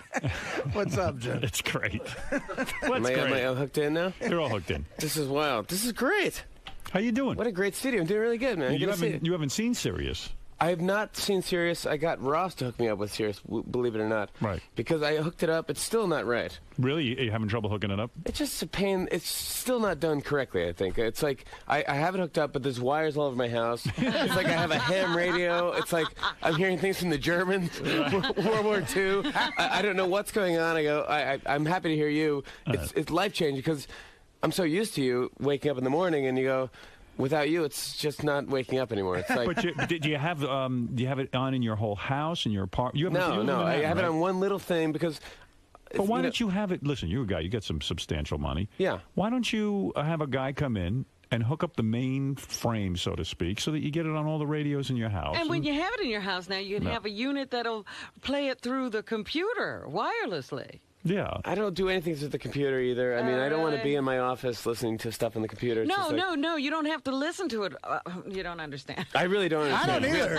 I'm not kidding, though. So my dad used to put wires all over his house, like, to get WCBS FM. Like, we listen to Cousin Brucey. And I'm like, I'm like, great, Dad. This is awesome. Like, I'm not impressed. I really, there's, like, wires going through the pipes in our house. I'm like, why are you doing this? Like, it's still, and it's like, for digital, great. I'm so happy I have it, but it's really kind of not. Where are you living now? You live in Manhattan still? Gramercy Park, yeah. And your girlfriend lives in L.A.? Yeah. Well, how does that work? That never works. It's kind of awesome, to be honest. Really? Right before we get into a fight, she goes away, and they go, hey, Faith, what a great time we had. How long has that been going on? Like 2.5 years. And how often do you see her? It's been weird. I would say like I go like once a month. So are you faithful to her? Or she comes here. Absolutely. Really? Well, I mean, that's mind-boggling to me. So once a month you mate, so to speak, and then Thank you. Then that must be some good mating. Yeah, that's pretty good. I do call it that. I call it mating. You're like one of those good guys. Like you strike me as not like being overly sexual and like a deviant like myself. Like if Beth's away for a week, I'd have to break up because I'd be like, you'd be all to the next woman. You're the only guy I know who has a long-distance relationship that actually works. I don't. It's so sad what my life has just become. It's like TiVo. Yeah. A TiVo catch up, and like my girlfriend comes to see me, and she's like, "You got to change your TiVo lineup. It's so embarrassing." What is it? Very gay? It really is gay. Mine too. I mean, it's really. What do you have on there? Cooking shows.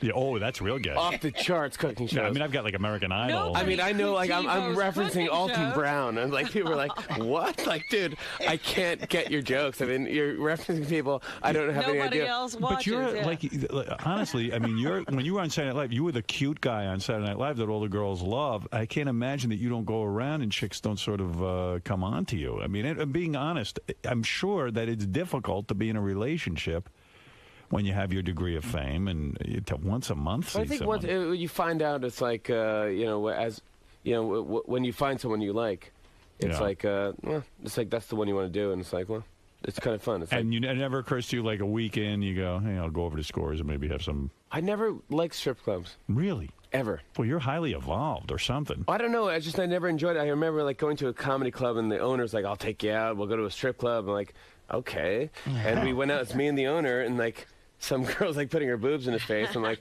can I go now? I mean, is this? That's bad. Every comedy club owner though is you don't want their company. No. Well, maybe he took you to the. And I didn't even know like he was like totally doing coke and stuff, and I didn't realize at the time like what cocaine was or anything. And he's like grinding his teeth, and I just thought like he was anxious or something.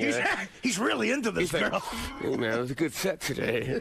You grew up in New York, right? Upstate New York. Upstate New York. Yeah, I was born in Brooklyn, but I was raised in Saugerties, which is by Woodstock. So did you get our show up there, or when did you get turned on to it? There's nothing up there. Horses. Yeah, I had a talk show. Well, that's why his father was running the wires, I guess, for CBS. Right? He was climbing a pole. Oh, now I understand. Yeah, I was wondering. Regular radio, you're running wires. It's like October Sky. My dad was lighting off rockets. So we were rooting for him. How did you get discovered on Saturday Night Live? My mom found an impression contest at Bananas Comedy Club in Poughkeepsie, New York. See, I didn't realize how many. Artie said you're like one of the top impressionists. He does a lot of great impressions. I'm so bad now. I haven't done it in so long because Saturday Night Live is fun. You can do it in the office. You can work on impressions. Now I'm in my apartment and like people are banging on my walls like, stop it! Really? You don't sound like Jack Bauer. You're not going to shut up. Well, the way I really found out about Jimmy was at the time I was working with Norm Macdonald, and Norm said to me, he goes, "Yeah, this new guy on SNL does an amazing Sandler, like one of the best Sandlers I ever saw." I never heard you do Adam Sandler. That's how kind of I got the. You know what? I never want to do my impressions more than once on Saturday Night Live. Like a lot of people did their stuff like over and over. Yeah. Yeah, it's like okay, you're the guy that does that, and I was like, I want of course. Why though? Well, if you do a good Adam Sandler and they can work it into a weekly sketch and it takes off and it's funny and people know you for that and all your other impressions, why would you limit that? Like, why that bugaboo? Like, why can't you do an impression more than once? I guess you. I mean, the point is you can. I guess. Yeah, I mean, why did you? At the time, I didn't want to. You know, I thought I was smarter than I was. Over and over and over You don't want to become Rich Little. I know what he's talking about. But on Saturday Night Live, it's great to have a couple of franchise characters that people love. I mean, when, but not an impression, though. If a character's a different thing, an impression is. What's his name? Did Jim Brewer did Joe Pesci? He was great. Right. I loved it. Yeah, and I don't care if he did it 5,000 times. I like it. Yeah. People love to see it. It's almost like. No, I never wanted to be the guy that does the thing. Like, it's so weird. My Saturday Night Live thing was like, I was an impression guy, because I always loved the show, and I wanted to do the show so bad. And I did it, and I'm so happy I did it. And when I first came out, I was the impression guy. Oh my God, this guy does all these impressions. It's great. And then I was like I wanted to do characters. So I did like some computer thing, I did something else. They go, oh, he's the guy that does the computer thing. And then I did Weekend Update, and I go, oh, he's the Weekend Update guy. Right. And then now I'm the guy that laughs at himself. And it's like, yeah, I think it's a full evolution of. You're the guy who laughs at himself? That's like a lot of people say that I'm like the new Harvey Korman. Do you mind if I sit on this? No, sit on it all you want. But my posture is bad. But it's weird to me that that I don't know this about you, that you were this impression guy. I thought you were the anchor guy. See, I thought of you as the anchor guy. Now, you say your mom entered you in an impression contest. So you were walking around your house and she thought you were really talented and put you in a contest. Yeah. And where does this contest take place? An impression contest? It was it's at Bananas Comedy Club in Poughkeepsie. I was in high school. I was like, God, I got to be like 17 years old. And my mom was like, there's an impression. Because I know I did like Seinfeld. You know, I did basically the gamut of any generic impressionist would do, like Bill Cosby. Was your Seinfeld I didn't do Jack Nicholson, I got to say, thank God. Can I ask, I would like to hear your Seinfeld. Okay. I do Jerry, but, I mean, it's horrible.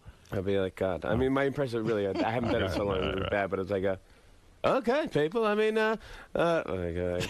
Let me think about it. What would Jerry say? Yeah, that's not good, come on. You can't do Howard come on Sirius Radio. That's crazy. Come on. It's early in the morning. That's it's early. Rob, I had no practice at all. You got it down. That sounds like Jerry. But that is. I tried you. I've done you before. At one time, it was one of my first big impressions. I made a reaction on SNL. I did you. I walked out and I didn't even say anything, and people clapped. But I don't.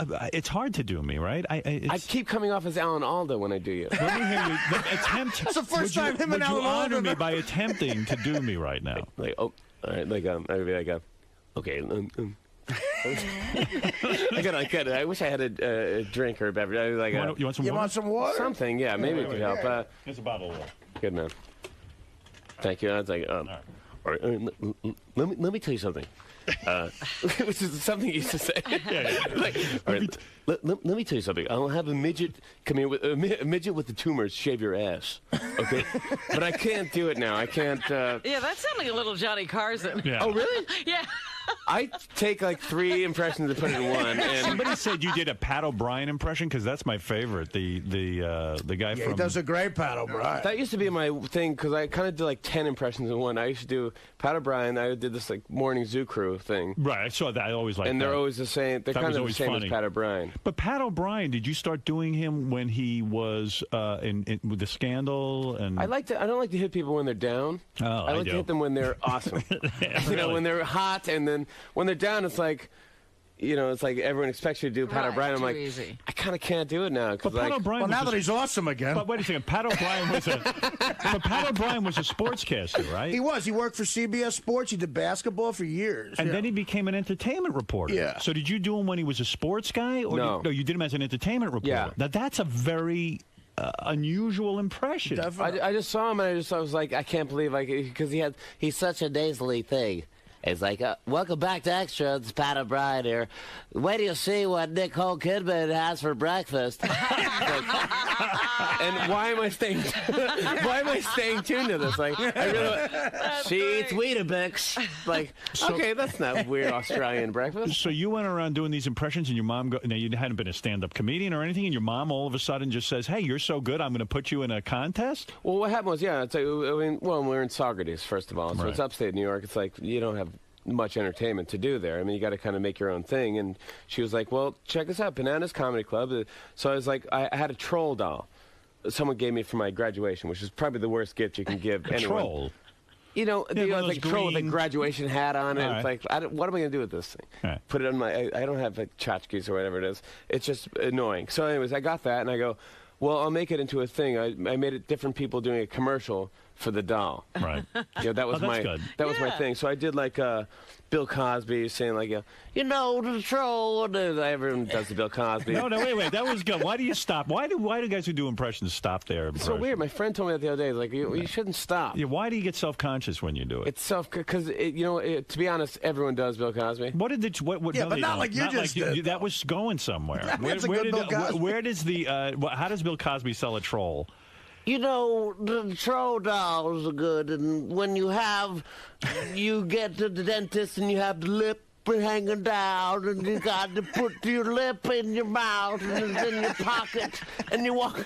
Were you scared out of your mind the first time you got up on a stage and started doing Bill Cosby at 17 years old? I ran through it so fast that I have it on tape, but I swear it's got to be maybe 2 minutes long or 3 minutes long. I ran through every impression. And you won the contest. I won. It was like $100 or something. That's exciting to you. Some DJ gave. Had you ever considered being a professional comedian until that happened? No.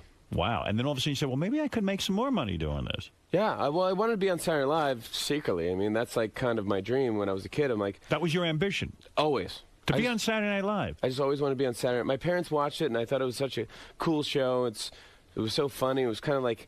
It just felt cool to me, like, oh man, like these guys are. What were the years you'd watch them? Were you? I don't know. Eddie Murphy years. Murphy years was big, and then of course the Dana Carvey, Mike Myers. Those years were like Phil Hartman years, like it was in like the late '80s. 90s. So you never even saw the Belushi, the original. I did. Oh, you did. Yeah, I see it with my parents, but I was born in '74, so I think that's when the show's. I'm the same age as the show. Right. You know, so when I turn 33 in September, the show does. I see. So I know that's why. But I used to watch it on like repeats, and my parents would. They used to do something on Saturday nights where it was like a repeat. But I used to do. Me and my sister would do the Czech Brothers.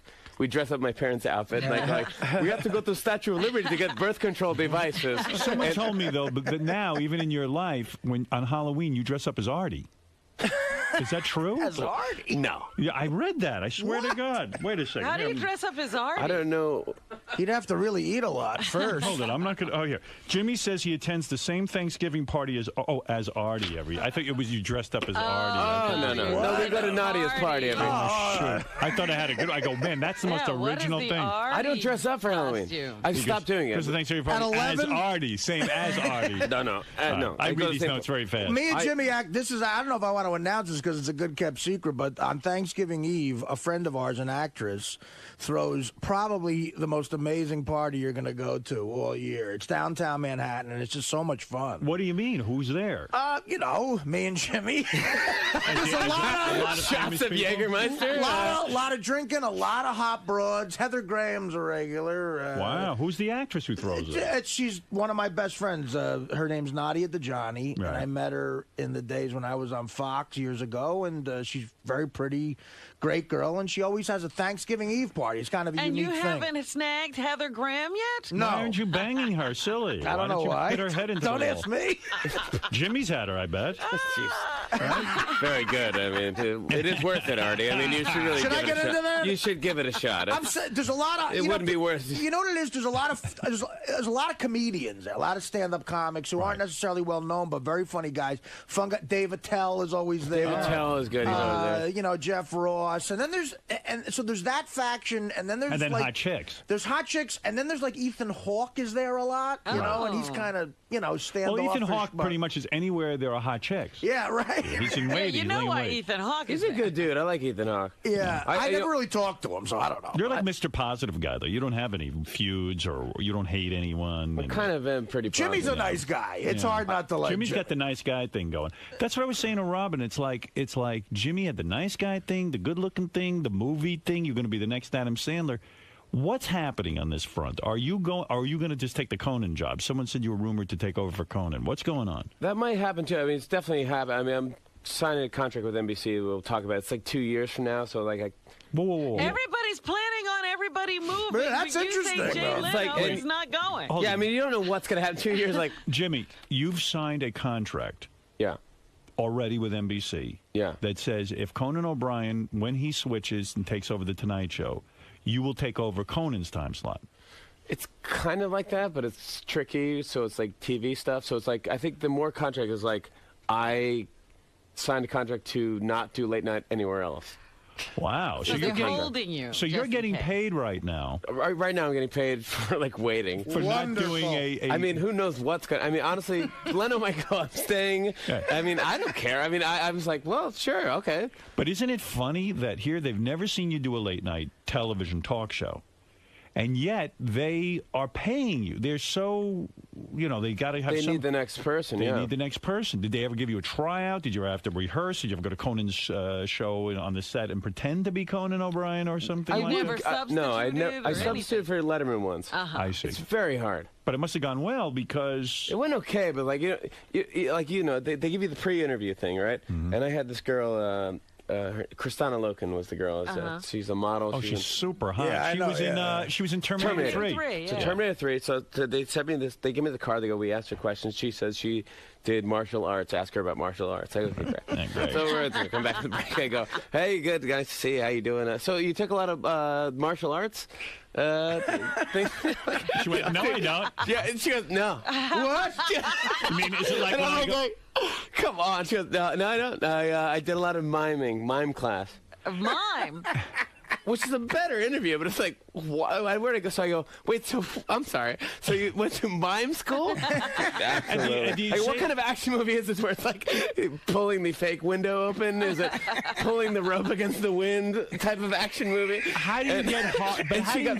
how do you get horrible information like that? I mean, do you say to them... That's a major fuck up. Like, I'm supposed to interview this girl. I don't know a thing, and you tell me she takes martial arts. How did they get that? Apparently, she must have said something, where the segment producer's going, look, Dave's on vacation. I'm on vacation. I'm on vacation. Is it like when I say to you, I understand you dress up as Artie Lang every kind of, yeah, exactly. You know what I'm saying? We have our moments. I read it wrong. It's like, well, I mean, I can't blame him or her, but it turned out to be probably the best part of our interview. Well, he did Weekend Update, and he did a really good job hosting those MTV Awards, a couple of times. And I mean, that's got to prove something. But it's hard to host the MTV Awards if you're not going to trash some celebrities. You've got to be willing to do that, right? You have to do it, yeah. It's I think it's kind of lost its magic because there's so many award shows. It's like, I don't even know what's what anymore. Like, the daytime Emmys.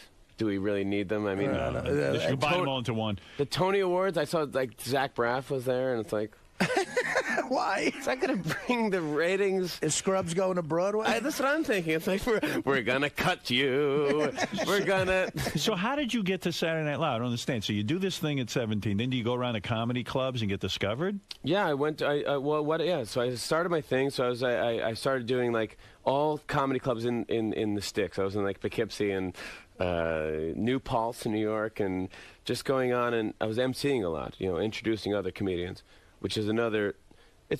you have to do it when you're a comedian. You have to introduce. That's part of the gig. It's the worst thing ever. And I've done Bananas in Poughkeepsie. That is a horrible. That's the most depressing structure on the planet. Explain to a non-professional. Why is it a terrible You're thing? going to understand this completely, I think, and maybe Jimmy has a different point of view of it. Because when you want to be a stand-up comic, you're so self-centered in a lot of ways. When you're the MC, you got to pay attention to other people. You know what I mean? And you got to say nice things about them. And you got to learn about them. And sometimes they give you. It's very difficult to do that. They make you introduce them too. Like they give you a thing like, just let everyone know I open for Frank Sinatra. Right. And God forbid you fuck that up. And it's like, you're meeting this guy for the first time. Give a crap to ventriloquist. So it's a terrible thing. It just is. Give it up for Larry and Bill. It's like, hey, everybody. So like everyone else, you go out on the road and you start to develop an act and you get 10 good minutes and blah, blah, blah, blah, blah. I had 10 good minutes tops, and but I had a 40-minute act. And and I went and... and who sees this act so that you get... My friend Peter Islin, who worked at Metroland in Albany, New York. Right. I was going to school in Albany, and I did comedy at my college, and I gave him my tape and my headshot. He was leaving to L.A. to be a music manager, and I go, take care, good luck, and here's my headshot and resume. If you see anyone, let me know. That'd be awesome. And he showed it to somebody, and they go, dude, this guy's great. Oh. Let's bring him out for pilot season. And this girl, Randy Siegel, who was my manager at the time, things change. And why did you fire her? You know what? It's she wanted to do other things. I think she didn't want to be manager anymore. She wanted to do like more producing stuff. Okay, all right. So I was like, but I've been through everybody. I've tried managers. I don't know what they do really, but Me neither. If your movie career doesn't work out, do you blame the manager or I'd the like agent? to blame someone else. It's really kind of my own fault, but I like to blame anyone. Have you not got? Do you not get the great scripts? I mean, have you ever gotten a great script that you turned down? One of those famous things? No, I mean, I got Meet the Parents. And you turned that down? I turned it down because, if I was in it, it wouldn't be Robert De Niro. It'd be like me and Alan Alda. It wouldn't be Meet the Parents. It wouldn't be what it is now. Right. When I got it, I was like, well, this is kind of stupid. I don't. Well, for a while, things were going. You got to do a movie with Drew Barrymore. Yeah, absolutely. I mean, I just finished a movie with Sharon Stone, played my mom. Oh. Really? And which is awesome for my mom, like real mom. It's like, great casting, Sharon Stone, great casting. Apparently, I look like Sharon Stone. It's like wearing like an evening gown to the pharmacist. Like, see, I don't know. Hello, George. As a baseball fan, I'm surprised Fever Pitch didn't do way better because I enjoyed it and it was such an interesting thing. Did the Red Sox win the World Series during shooting or just after you got done shooting? While we were shooting, they won the World Series. Right, I didn't see Fever Pitch. Now you'd love it. You would love Fever Pitch. It's a romantic comedy with him and Drew Barrymore, and he's a lifelong Red Sox fan, and he lives and dies with the Sox. They always lose, and then they happen to be shooting it the year they won for the first time in 86 years. And bizarre. Really, I mean, which is weird. They probably want you to make a movie every year. The Red Sox. Well, I mean, the Cubs are sending me scripts.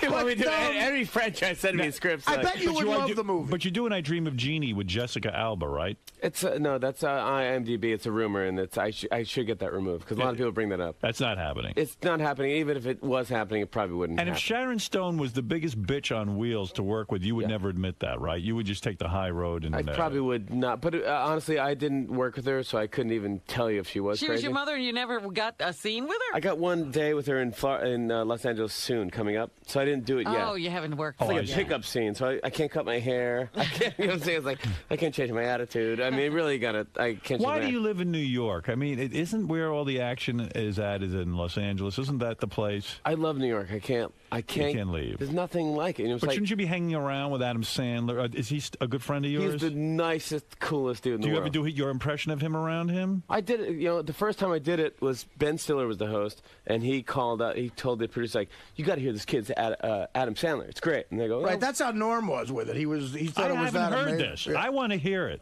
Well, there's like, oh God, I'm not kidding. My impressions are so bad. All right, so you're not on your game. Well, I could do it for you. But there's like 3 stages of Adam Sandler. One is the mumbling, where it's like, "How are you? I just I went to my mother the other day, and she was like, "Shabba-doo-doo." So it's like those two there. That's that. So that was my Adam Sandler. I remember I did the audition for Saturday Night Live, and they said to me, the producer or something, she goes, "I just want to let you know, Lauren doesn't laugh at stuff. So don't let that disappoint you because he's seen it all." That's easy to. That's good. No, thank you. He's seen it. Yeah, that's good. Thanks. I appreciate it. Yeah, it's good to have a producer who doesn't laugh at anything. So get ready. Yeah, so he's seen it all. So don't worry. It's okay, great. So then the sound guy's putting the makeup guy's like putting makeup on. He's like, Lauren doesn't laugh. He just doesn't laugh. So just know that when you get it, I go, "Thank you, I appreciate it. Thank you. I'm so nervous." And then I go to the sound guy, he's putting a microphone. I was like, Lauren doesn't laugh at people when you do. So I go, I'm so great. So then I'm waiting to go on. I'm about to go on, and some guy's like, "Jimmy, do you mind if this guy Doug or whatever goes out in front of you because he has another audition or something crazy?" And I go, "Sure, I don't care. He can go in front of me." He has another audition. Yeah, he walks in front of me. I'm not kidding. He's holding a keyboard and a bag of wigs. I can't follow this guy. I didn't even know his act. He's prepared. He's got to do Michael McDonald. He's got a unicycle. He had a keyboard and a bag of wigs. I can't follow this guy's act. I just know it sucks. Right. I didn't think it would be that. So then he went on and did his thing, and then I got up. I don't have any props, and I just went on and did my impressions, and I did music impressions too. But then at one point I did Adam Sandler, and when I did it, Lauren was laughing. He did laugh. You made him laugh, so that gets you the job. He put it like his head in his hands, and I was like, even if I don't get this job, it's kind of a Wonder Years moment where like Daniel Stern's talking behind me. Like, I'll never forget the time I auditioned for Saturday Night Live. But this was your boyhood dream, so I mean, this audition must have been everything. Did you lay awake the night before that you had to audition? Or I did. Yeah, I mean, you probably felt, oh my God, I'm not going to be any good because I'll never I'm tired. Forget, and I went to the, you know that Stardust Diner, which is the one on. Yeah, it's right really it's on Broadway and 51st. I went there and I got know every diner's location. Thanks, Artie. Yeah. You got to put out a Zagat guy. I should. I went and I got a hamburger and I got one of these. It's called the Banana Health Shake. Never had one of those, but God. It's like wheat germ, which is great. I mean, who uses wheat germ? I don't know. See, I'd be afraid to eat that before my audition. I'd be like, I might get the shits and I'm not going to go to the bathroom. I was young and I was like, I remember telling my sister. I called her up. I'm like, I'm going to go in like an hour. I'm so excited. I can't wait. This is awesome. Like, I think I'm going to do The Cure. When I do my musical thing, she goes, "You think this is your big? You should have it down to right. 10. That's right. What's wrong with you? Yeah, I mean, you think." And I did it, and I got it. I was so lucky. What happened to the guy with the wigs? He works at the Stardust Diner. Oh, good. He does a great. It worked out for him. But too. afterwards, when a couple songs from Spring Awakening that will really knock you out. When the sound guy comes up to you and takes your mic off after Lauren laughs, aren't you tempted to go? Do you have something to say to me? But I mean, thanks a lot, jerk. You must feel for people who audition and don't get it. I mean, it was probably their boyhood dream too. The guy with the wigs was probably, oh man, Saturday Night Live. This is it. Well, the thing about it is that you feel good. Apparently, you feel good. They don't let you know until like 3 weeks later. Right. You so don't find out everybody that comes out moment. feeling the same way. It was terrible. I mean, I found out I was like, was I bad? Was I terrible? I mean, no, I haven't heard word one. Yeah. And then they go, Lauren wants to meet you in L.A. I go, okay. Wow. So I'm like shaking. I'm like, so I meet him at Paramount Studios, which is great studios at the time. Like Lauren Michaels is a great guy. I don't know if you know him, but I met him a couple of times. He's so cool, man. He's like really. He's like one of my favorite people on earth. And he goes to me, he goes, you know, the thing I like about Paramount Studios is you can walk outside and you can see, like, you know, a Star Trek guy walking around having coffee. And, like, you know, he's great. He loves Paramount Studios. So I leave after the meeting and I'm like getting two guys from Star Trek smoking a cigarette. Like, it was so kind of cool. Like, okay, yeah, this is Hollywood. That's like, Hollywood. They have like the fake ears and stuff. You know? And then smoking a cigarette. And they go, well, this is awesome. Now, what is this song you have today? What is going on? What is going on now? So as I was doing this movie, I thought I wanted to do something for the troops or something because it's frustrating sitting at home watching Hannah Montana and going, life is good. I want to do something for the troops. I have no idea about politics. I'm a moron. I don't know what's going on in Iraq. I don't know what. Did you vote in the last election? I don't remember if I did or not. Yes, you know if you voted. Have you voted before? I have. The last time I voted and I really felt positive, I wrote for.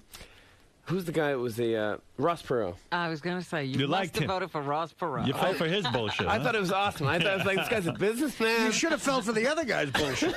Right. I might have voted for George Bush, but I honestly don't remember, to be honest. Right. I'm not even sure if I did vote. Because if you did research, well, if you were, you might find out I didn't vote for George Bush. I'm glad you did. Michael Moore's going to come in and El Kabong him. You know, like he's so passionate about politics. I know, absolutely. Yeah. Right. Well, that's how he makes money. That's right. I figured I'd write a comedy song, and if you download it off of iTunes, the proceeds go to this place, Fisher House. It was kind of like Ronald McDonald House for wounded troops to come back from Iraq. Kidding. You know what I wanted to ask? Years ago, we talked about this, and you told me something. I don't know if it's true or not. Didn't you do a set at the second Woodstock? Did you tell me you did a set? Terrible. You did, right? Absolutely. At the one in Saugerties, in your hometown, because I was at that one. No, it wasn't Saugerties. It was the one with the raping. Jimmy, let me ask you something serious. Now, you had this success on Saturday Night Live. You get this job, a dream job that you dreamt for a lifetime. Didn't you have a period of time where you went crazy with women? Didn't you have a period of time where you... like, reveled in your success? Yeah. Yeah. And lived this star life. Absolutely. You did? Absolutely. Because I'm feeling a little empty here from you not having this big moment. In this big moment, Lorne Michaels accepts you. Was there a crazy Jimmy Fallon who went berserk with power and fame? Yeah. There was. Absolutely. Drugs? Absolutely. Yes.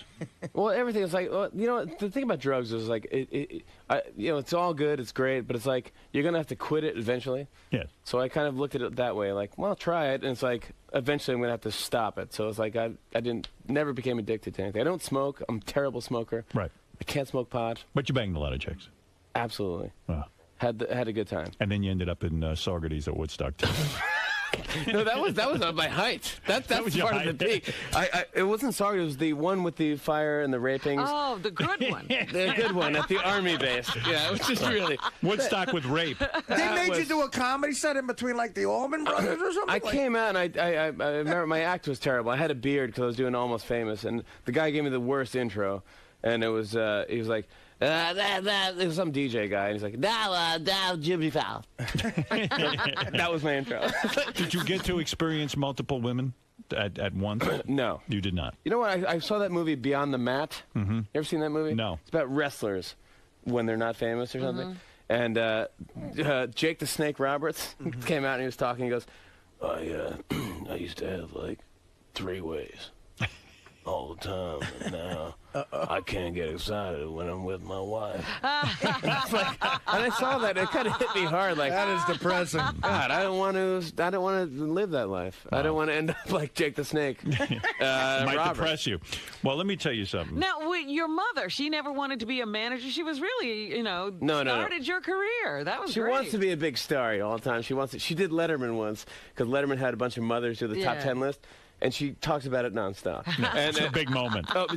So anyways, of course, all the mothers, Beyonce's mom, all these great people are there. And Letterman gives a rose to every mother when they're done. And he's like, good job, good job, good job. He gets to my mom, he goes, good job. She goes, what? Say it again. What? What are you saying? What do you think he's going to say to you? It's like, what? The song is called Car Wash for Peace. Yeah. Jimmy Fallon's song, Car Wash for Peace, is available on iTunes. And he's going to take all the money.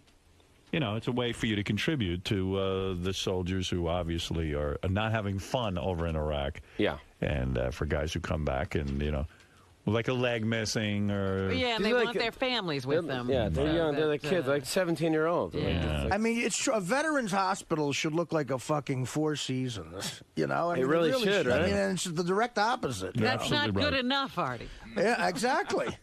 Well, Jimmy, it's always great seeing you, my man. Great to see you, as always. Well, don't make it such a long time between I'm so visits. sorry. I'm so happy, and I've got to be honest, my life is so much better that I have the Sirius radio all over my Excellent. house. You're That's good. awesome. I miss you guys. Artie, Robin, you're awesome. Oh, thank you. Thanks, and Jimmy. Fred, remember, didn't you change your name at one point?